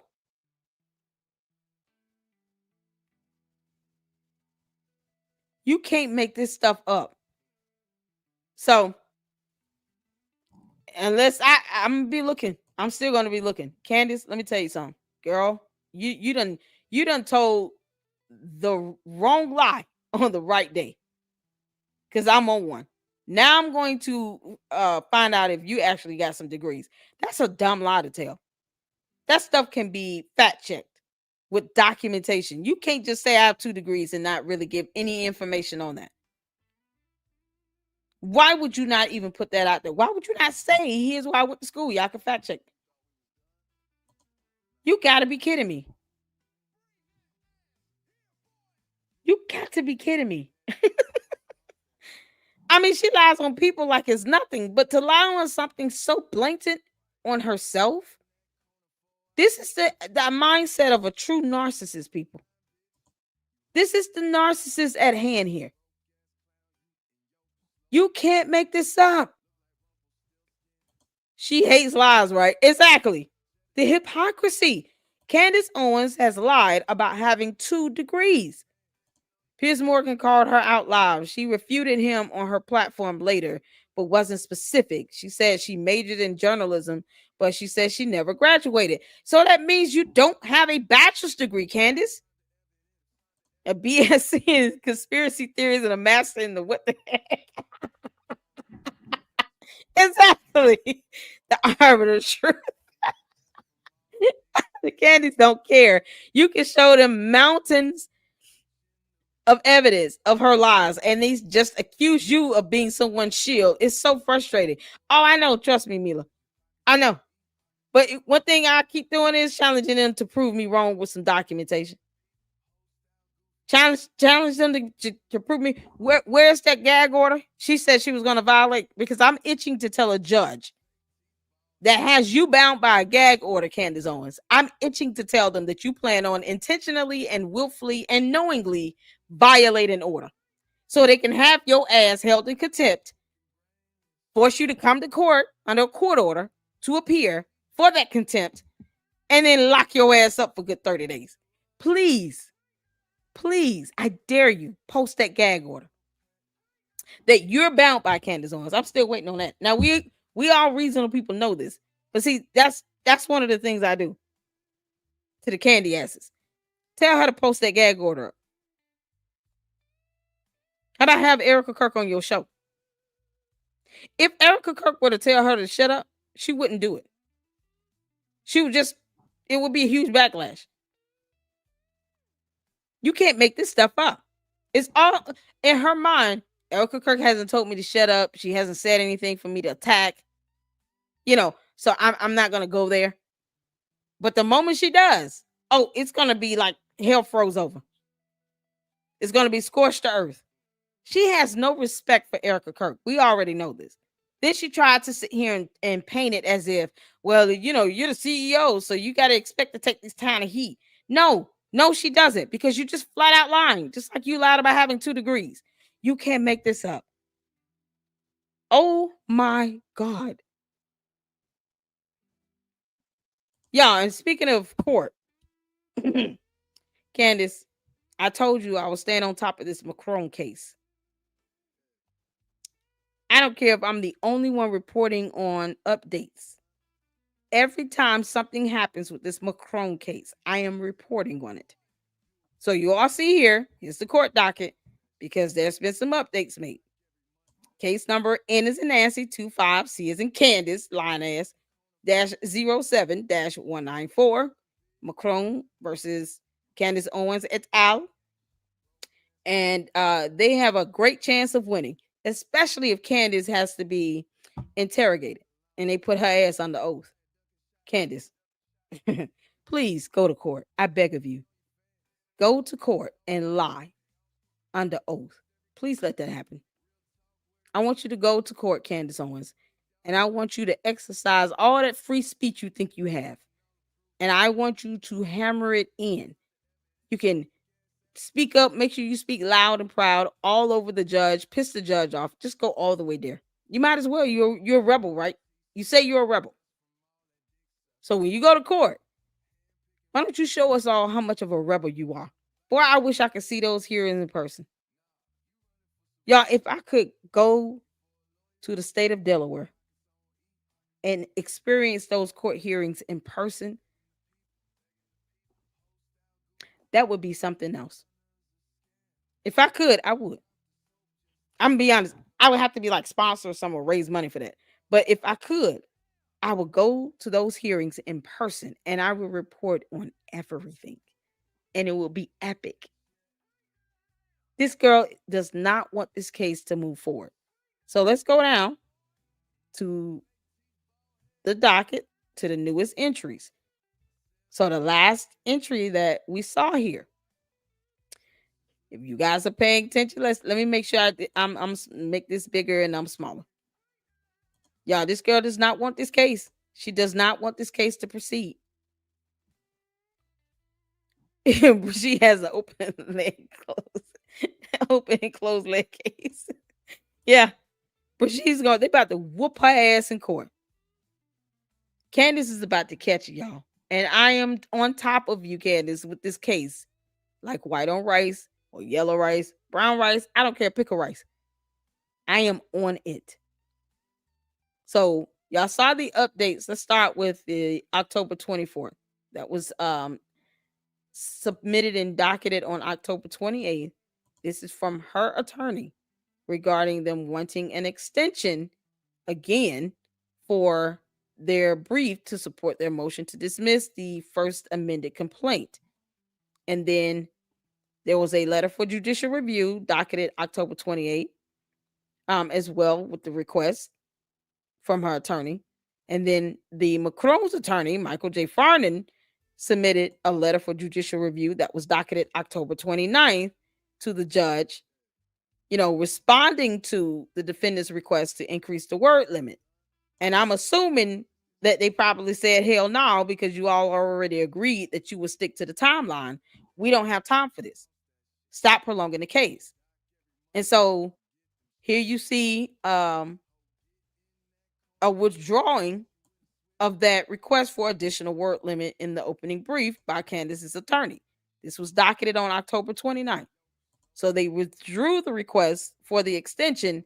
And then you see this notice right here from October 28th that was docketed October 29th because there was a rejection of the notice, improper filing. So more than likely, the Macron's attorney was like, nope, we object to this whole extension. This is going to go on forever. Their client continues to double down and make statements. We had to file an amended complaint to add on the new and additional, evidence and claim because she keeps doing it. If they don't want this to be dismissed, why are they stalling? Why do they keep asking for extensions? They've already filed a motion to dismiss. We can't keep doing this. Whatever they can't put in writing, they can present their verbal legal argument in the actual hearing on the motion. So they're going to have a hearing on that motion to dismiss either way. So they can just make their legal argument and add on those 3,000 extra words. Why stall the case for that? Stick to the timeline. So now we have October 30th, the affidavit filed from Candace's attorney, docketed November 1st. And I told you all I was expecting to see something updated by the 1st when we last looked at this. This is an affidavit from Catherine Mowry, who's the attorney for Candace, support of defendant's opening brief in support of its motion to dismiss and to strike the first amended complaint with a certificate of service exhibit 1 to the transmittal affidavit. So you all see here, they filed another motion to dismiss, and they have exhibit 1, which is the dismiss the transmittal of the affidavit, and then they have another exhibit 2 right here that supports the motion itself, the brief, to strike the first amended complaint. And then you see this docket for the motion to dismiss, docketed on November 1, defendant's motion to dismiss and to strike the first amended complaint with the certificate of notice of the motion. So basically, it is, saying they served the actual motion to the other party, and they want to strike the first amended complaint with the proposed order to the defendant's motion to dismiss and to strike the first amended complaint attached. Then the opening brief was filed. And this was October 30th, docketed November 1st. So y'all see, they got the amended, their motion to dismiss for the amended complaint. They got it in by October 30th. So why would her attorney want an extension? They obviously was able to get it done and submit it to the court on October 30th. And y'all see, they was almost closed, 3:40 p.m. Typically, court closes at like 5 when you try to file something to the court. You have until the end of that business day. And it's typically standard for it to be, 4:35 p.m., maybe 5:30 in some courts. But you all see that here. So they barely made it. October 30th, 3:40 p.m. So they have the affidavit, the motion itself, and the opening brief that accompanies the motion. So the brief is kind of like that legal argument where they're giving case law and the law and, trying to say why it's based on, they're claiming lack of jurisdiction and something with libel tourism, which is, not true, because she filed a lawsuit in the same state in the Superior Court of Delaware against USAA Today a couple years ago. So all of a sudden now they don't have jurisdiction. Get the hell out of here. So the Macron's attorney is not playing. So they stuck to the date. And you all see here, docketed November 1, opening brief in support of the motion to dismiss and to strike the first amended complaint. And then you have the certificate of service, in compliance with the requirement. So they got the stuff in. So what they want, once again, they're doubling down on having this dismissed. But Candace Owens said on Tucker Carlson's show, she doesn't want it dismissed. She said on her show, she's looking forward to the discovery phase. If you're looking forward to the discovery phase, you don't file a motion to dismiss. You just file a response. This is one of the types of responses and reply you can submit to the court with regards to a complaint or a pleading sent from the other party. So let's say the Macrons decide to file a motion, to redact some information in the record. Then the defendant would have the opportunity to respond to that motion. So anytime either party files a motion, the other party gets to file a response.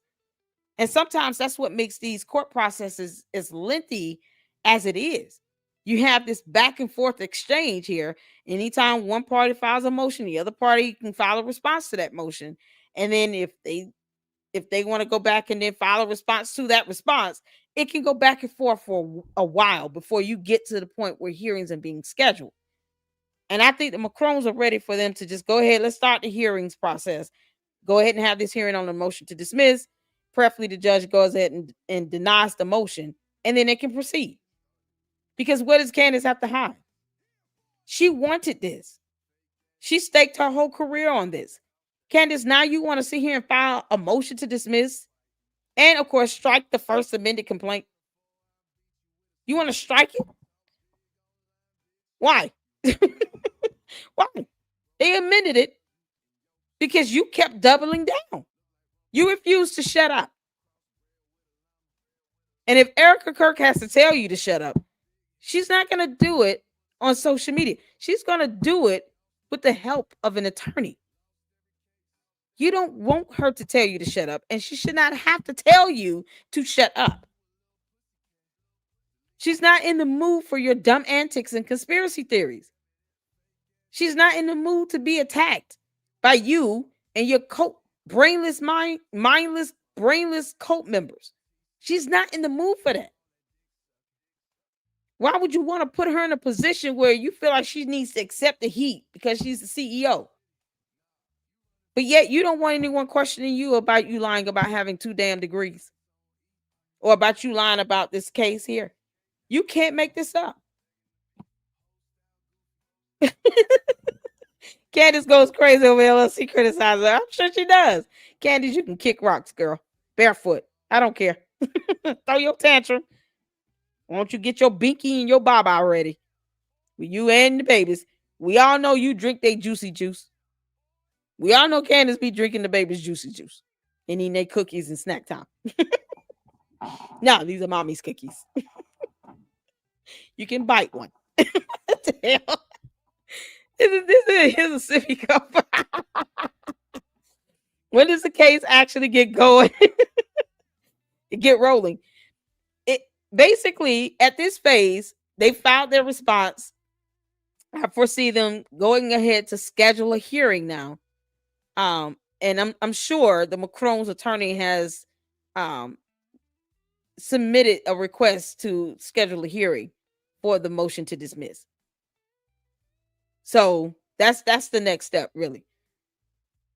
And once they get the motion, the hearing for the motion to dismiss done, preferably from that, and I'm just 98% positive this judge is going to say, okay, this court does have jurisdiction over the matter. This is not about libel tourism. You know, either they file the lawsuit here based on her LLC registration, or it can file it in the state where she resides. But either way, you can't say that they don't have a case when she keeps doubling down on it now. And they want to strike the first amended complaint because they know this amended complaint is a pure reflection of Candace Owens doubling down on her lies with no evidence.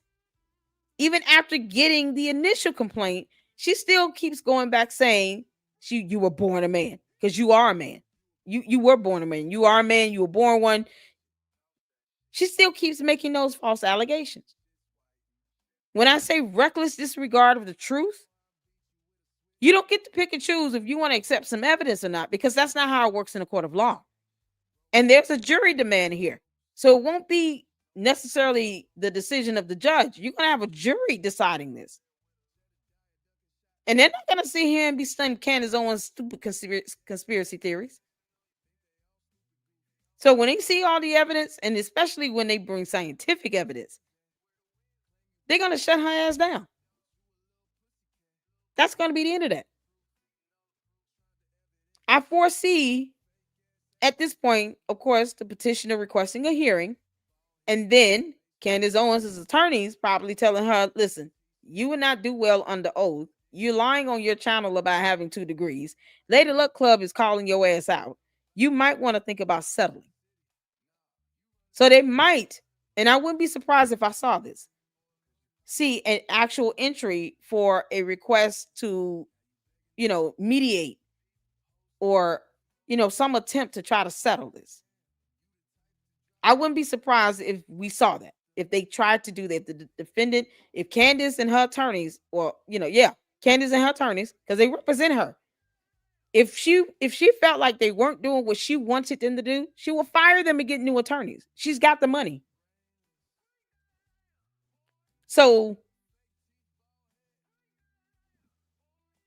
it's like I think she's gonna try to, once they see, okay, if let's say the motion to dismiss is denied, I think her and her attorneys are gonna try to at least, request for the court to grant them the opportunity to mediate the matter and to try to settle out of court. Because if you settle out of court, that mediation, the settlement, whatever was discussed is inadmissible. So it's kind of like the court isn't going to dip into your private conversations you have to try to settle this. So all they would do is accept whatever the settlement agreement is. But as far as the conversations that's had, you know, they're not obligated to submit all of that to the court. So I'm thinking, because she's a narcissist, she doesn't want to be wrong. She doesn't want people to look at her like, you lied to you. You said you didn't want this dismissed. You said you want to get to the discovery phase. What's going on? They denied the motion to dismiss. Watch how she try to pull a card on the Macrons and want to try to arbitrate or mediate, rather, to try to go and mediate the matter. And then what, Candace? If you do that, then you're really going to look like a hypocrite. Whether your cult members believe it or not is irrelevant. Some of them might snap out of it. You trying to settle? I thought you wanted to get to the discovery phase. You know, because most of them probably don't know how court works either. They don't understand this civil procedures. They don't understand it. So I wouldn't be surprised if they attempt to try to get a mediation going if the motion to dismiss is denied. It would not shock me one little bit. They filed over 200 pages in the complaint. They have a treasure trove of evidence, and now they're going to be bringing in scientific evidence. I can guarantee you they're going to try and attempt to do some sort of mediation to try to reach an agreement, a settlement. Because they don't have to disclose the evidence or the conversations in mediation. And they don't want that scientific evidence to get out there. If they go through the courts, it's available to the public. If they mediate it, it can be kept confidential between the parties. Which one you all think Candace is going to do? If they see the scientific evidence that the Macrons bring in, and her attorneys are the ones that went to law school, they can't be as dingy and dumb as she is. They're going to have to be reasonable and logical. And they see the evidence, the scientific evidence from the Macrons. What's the chances of her and her attorney still wanting to go to the discovery phase and have that discovery out there? What's the chances of that? Because if it's irrefutable that she was born a woman and she's still a woman, and it's scientific evidence, she can only lie about that for so long.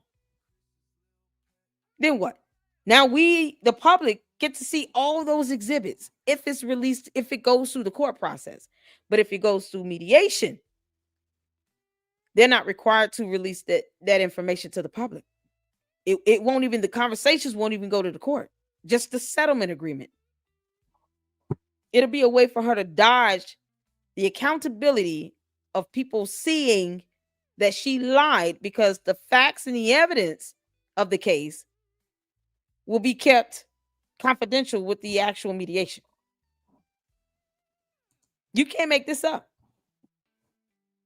And I'm thinking that's pretty much, you know, her way of trying to get around this, because she knows if people see this scientific evidence, it's going to literally, her whole reputation is really going to crumble.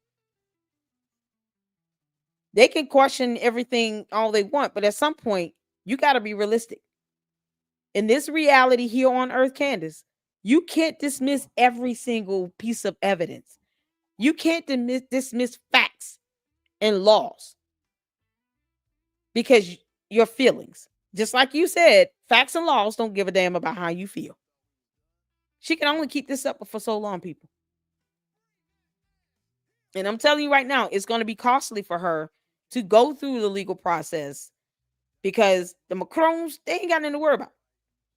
They know at the end, they're going to get their attorney's fees paid through a judgment if it goes to that point.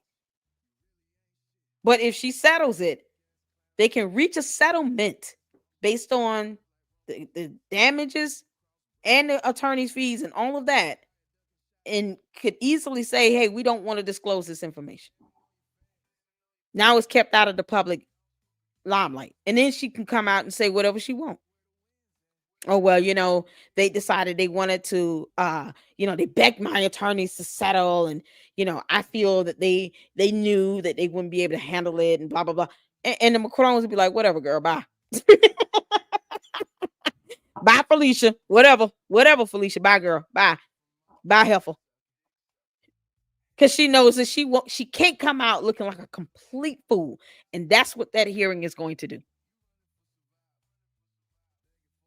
This is something else. And then she's trying to get, man, she tried to get Trump to intervene. Trump told her, you know what? Can you just shut up? In so many words. Can you just shut up? I mean, she looks like a woman to me. I've seen her. And I don't get it. Trump stayed out of it because he knows I'm not going to get involved with that. She brought that on herself. Candace Owens brought that lawsuit upon herself, just like the lawsuit with the apartment and her yeast infections and all the stuff with the black mold. She brought that on herself. She knows she's screwed if this goes to discovery. Candace Owens, you don't know how court works or the law or the definition of the word nationalism or treasonous or friend or fact or real. you need a whole vocabulary lesson. Lie. You don't have 2 degrees. You lied about that. You're a complete liar, Candace. You would not sustain this court hearing, this whole litigation process. You would crack. The moment they try to depose your behind, you're going to lie under oath because you can't help yourself. And if you don't lie, you tell the truth, Lady Luck Club is going to get the court transcript. Oh, yes, I will. And then I'm going to say what you said on the record. And I'm going to read it for all 28,000 of my supporters, for the Lucksters here in the Lady Luck Club.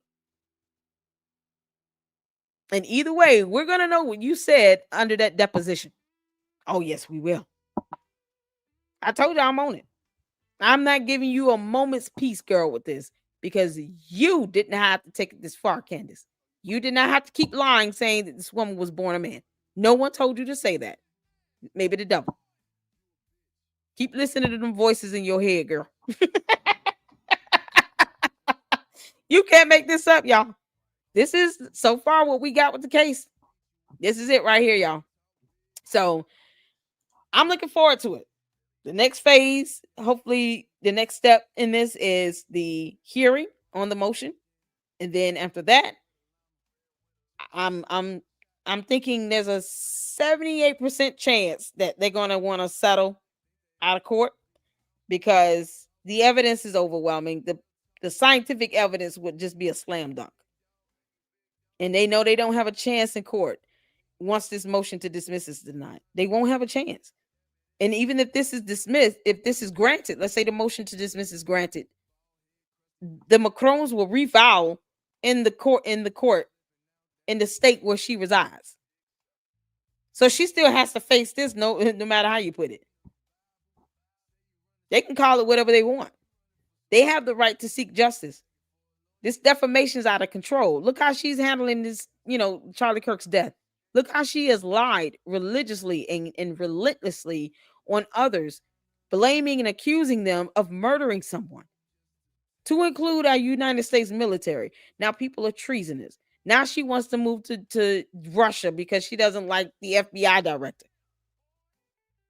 The extremism that she reflects, people are catching death threats because they're listening to her. And she refuses to denounce Nicholas Ray for issuing those death threats against the Jewish conservatives. She refuses to denounce those actions. Candace, you really think it's okay for someone to catch death threats from a man who listens to you and a neo-Nazi? Do you really think that's okay? How about you doxing and putting out people's personal information, employment information, or you posting up Charlie Kirk's medical file without consent? That's not journalism. That's you being soulless and evil and an idiot. Just like this here. This Macron lawsuit, you want to strike the First Amendment complaint. Nope. Denied and denied. Y'all can go sit down. That's what I want the judge to say. Denied and denied. When are you guys available for the hearing? We're going to start this process. We're not doing this. After all she said and done, man, you know that the Macron's attorneys have got to be watching her shows. They've got to be watching her videos and listening to everything she says, because all this stuff she's doing with Charlie Kirk, she has done with the Macrons, and she's probably going to do moving on with the next thing that's trending. She sees Charlie Kirk's death as an opportunity, not a way to bring forth any truth or anything to the forefront, especially when she tells a dumb lie about having 2 degrees with no evidence of proof. You can't make this up. She thinks she the FBI KGB. Wait until she runs into the KGB. All right. Would be funny if she had deleted her conspiracy theories on the French First Lady. Yep. And she's forced to do a retraction. Oh yeah, that'd be epic. Even if she said, I am sure they can still get them as evidence against her. Yeah, no, they I don't think they would, end it here if they get let's say the motion to dismiss is granted and the court say, okay, we don't have jurisdiction over this, but you can file a lawsuit in the state where she resides. I think they would just do that. But they will also point out the fact that she filed the lawsuit against USA Today in the same state of Delaware because her LLC is registered there. So it's like, okay, did they deliberately change where the LLC is registered to avoid that? If it was done after the fact, the Macron's attorney could say, Your Honor, Candace Owens LLC was registered in the state of Delaware until she received this lawsuit, and then all of a sudden they changed it to another state just to avoid this case being heard in this court and to say that this court has no jurisdiction. If they pull that type of stunt, the attorneys need to be sanctioned, because now you're intentionally misleading the court and you're trying to avoid this case being heard in the court because you trying to decry lack of jurisdiction. If they go out of their way to try to mislead the court and misdirect the court with this LLC registration, that would be intentional. Because the attorneys would be like, look, before we filed this LLC was registered in this state. Now all of a sudden it's not. Make that make sense. So hopefully they get her attorney sanction on that one, because that would be a bold move. Is the channel her LLC? I think so. And because she has Georgetown Inc., I think is another corporate entity that her and her husband own together. Let me see. Candace Owens LLC registration.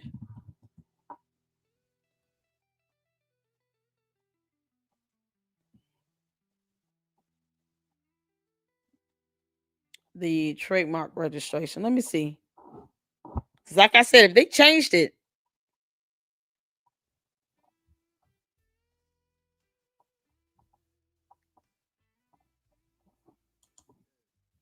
it could be based on that one or the Georgetown Inc. Hold on a second. I'm looking it up. Where's the state? Oh my God. Why is this? What is this giving me?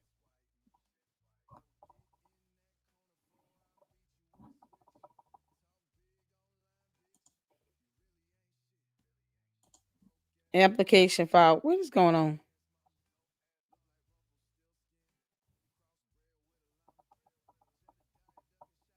Okay, there's a serial number 886-18839, a registration number. I'm trying to see what's the state. Why do I not have to stay here? You can't make this up.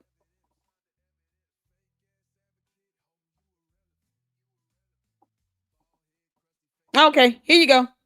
Boom. Candace Owens, LLC. Y'all see this? Address here. Limited liability company. Legal entity state. Delaware. Y'all see that? Delaware. Look at that. There you go. Legal entity state. Delaware. This is what I'm saying. So, Candace, your attorneys got some explaining to do. They got some explaining to do. Why it's not registered anywhere else? It doesn't say any other state. It says Delaware. Why lie about it? I'm just saying. Y'all see this, right? I looked it up. I encourage you all to look it up. If I'm wrong, please show me the information. You see the party, Candace Owens, LLC. There's an address here. Legal entity type is an LLC, a limited liability company. Legal entity state, Delaware. Why are they saying that it's not registered in the state of Delaware? Why would they say that? They got some explaining to do. You can't make this up. This is insane. Y'all see this here? Bullshitology.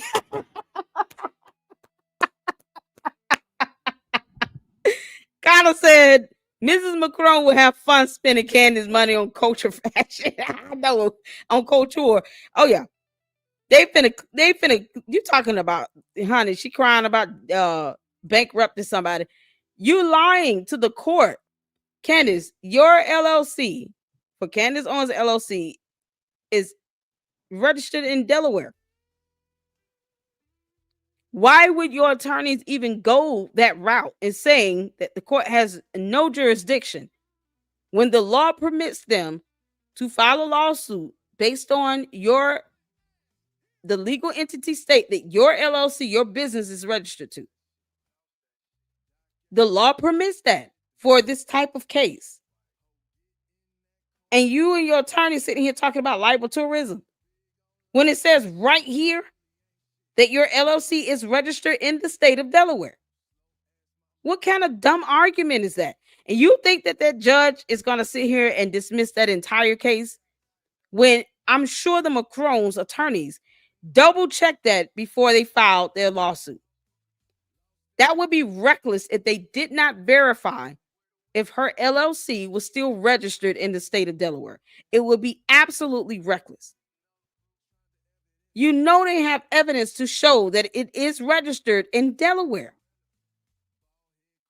So to say, oh, well, it's libel tourism and, you know, they're going after where the LLCs are registered. Yeah. Because whether you think she's doing business in the basement of her house in another state or not is irrelevant. Everything that she's doing as far as the money being made, the revenue being generated, is being done under this LLC. Not under her name, under her LLC, under Candace Owens LLC, her website, her channels, everything goes under this Candace Owens LLC. And because she's doing business under this LLC, and that is where she's making the money off of the defamation. She's profiting from the lies that she tells. Then it is appropriate to file the lawsuit in the state where this business entity is registered, where she's profiting off of the dumb lies that she tells with no evidence, no scientific evidence. That's why it's filed in the state of Delaware. That's how it works. Her attorneys know that. So they're making a very dumb argument, and they're ignoring the fact that the LLC is registered in Delaware. Can you say lose like hell? Candace, you're going to lose like hell, girl. She's going to lose like hell. Why lie about it? Thank you. Candace lies for a living. Where's those 2 degrees, Candace? Where are those 2 degrees? What school did you get those 2 degrees from? What major? Candace Owens is a joke. You're not even trying hard. Your attorneys are the worst. They should be sanctioned for this. The argument they're making is a moot point. They could call it whatever they want. But it's just presumptive. They're assuming, oh, they're just throwing out something about it being libel tourism. But it's not based on any finding of fact or evidence here. When the law says we can sue her based on where her LLC is registered or whatever entity she's making all this damn money profiting off of all this defamation against my client. So kick rocks. Y'all, you can't make this stuff up. All right, y'all. All the resources will be in the description of this video. Every time I do research, you guys know I put the links in the description of the video. I'm going to have to break this one down because it's going at 3 hours and almost 10 minutes. 2 degrees to the wind from Cuckoo Land. I thought she thought the Macrons would ignore her. No, they heard her loud and clear. And they're still watching. Candace, the Macron's attorneys are watching you. They're watching your shows. They're watching what you do and what you say. They're seeing a pattern of behavior because I'm seeing it. The average person can see your pattern of behavior. You lying and falsely accusing people and doxing people and subjecting them to cyber harassment, bullying, death threats. You're ramping up the attacks. You're saying you're at war with everybody. It's insane. They're seeing all of that. They know, okay, she's doing the same thing with Charlie Kirk or anyone involved with him that she's doing to the Macrons. Let me see what Georgetown Inc. is. Hold on a second. Because, I mean, even if it's just, let's say she had 3 LLCs, as long as one of them is registered there, they could. I think it's because the channel is registered under Candace Owens LLC. But let me see where Georgetown Inc. Registration.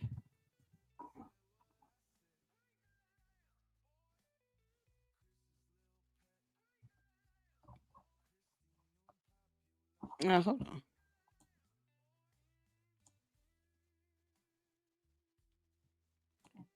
George. Yeah, it's Georgetown, right?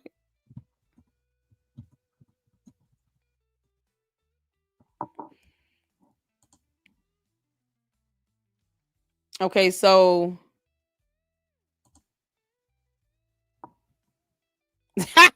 guess what? Georgetown Inc. Also a Delaware corporation. Company's file number is listed as 7503168. There you go.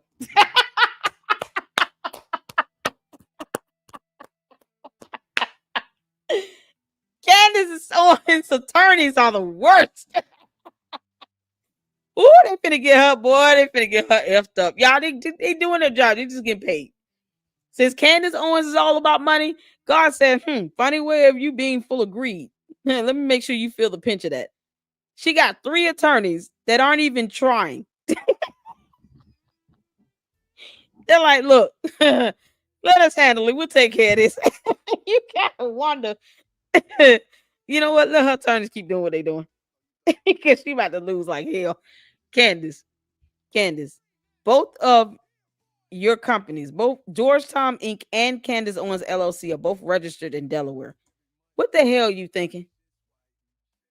We all know you're stupid, but what are your attorneys thinking? There's 3 of them. You have 3 attorneys. None of them thought twice about this motion to dismiss. Now they want the first amended complaint to be struck. Nope. No, ma'am. No, ma'am. There you go right here. Georgetown Inc. is a Delaware corporation filed on June 8, 2023, a little over 2 years ago. Company's file number is listed as 7503168. The registered agent on file for this company is Northwest Registered Agent Service, Inc., and it's located at the 8 The Green, Suite B, Dover, Delaware, 19901. Even the registered agent is in Delaware. You can't make this up. Y'all look at this. Both of them are registered in Delaware. And she's doing business under Georgetown Inc. and Candace Owens LLC. Gary, if you don't kick rocks, Candace, if you don't kick rocks, girl. Your lies are just stumbling upon themselves.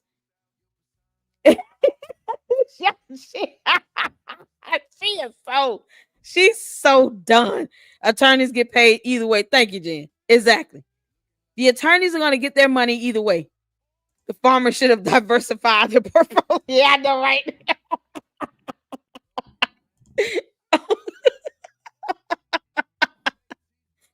Oh no! Oh no! While I'm researching this information, and I get it. You might not be able to read. It's okay. You don't read. I'm not here to tell you what you want to hear, girl. You can Google this yourself.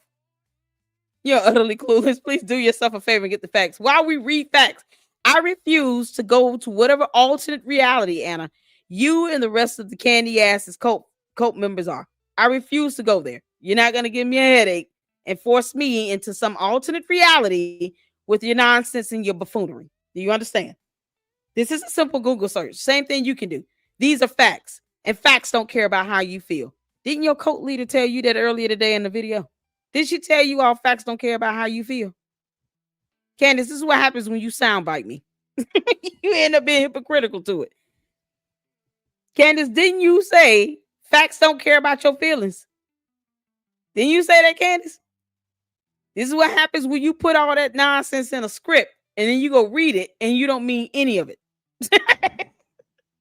Now your candy asses are coming in here talking about I need to read my facts. Like we're not reading this stuff.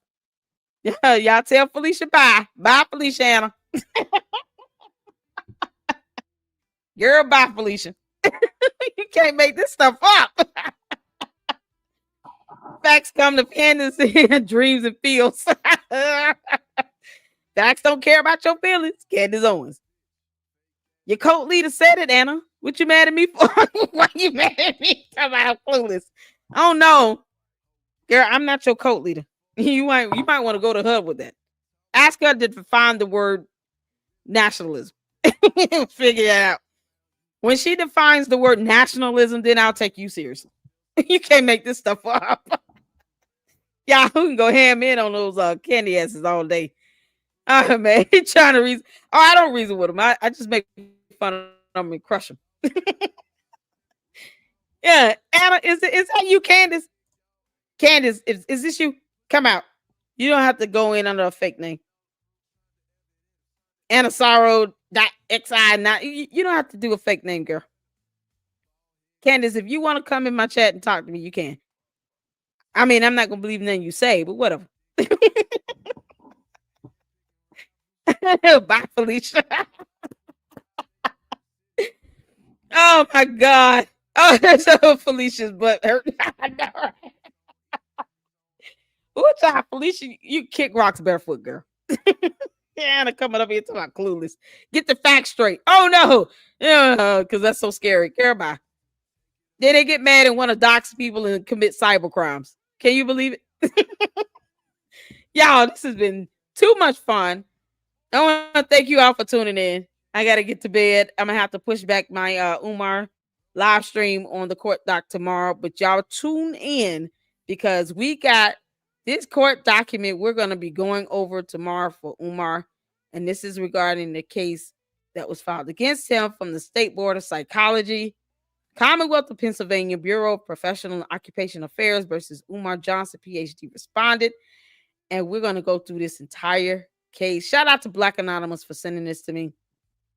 I've been wanting to go over this because he keeps lying, talking about he's the most requested psychologist and something else on the planet. No, he's just an idiot. He's another one. We're going to crush it tomorrow, okay? So I'm going to push back the time and change it. Thank you all so much for tuning in. We're going to break this video up so y'all can break it down in parts. If you want to replay it, put it on 1.5 speed. It'll be funny. And y'all tune in tomorrow. Y'all hit the like button on the way out. Shout out to Anna, the new Felicia in town, because she can't handle words. All right. Thank you all so much. And shout out to Love and Mrs. for the $20 super. Thank you for helping us reach our goal here. And for Connor for having comment of the day. Our degrees are in batshitology and conversational Russian. Kudos to you. I'm going to laugh on that one tonight. All right. See y'all in the next one. Lady Luck Club out. Deuces.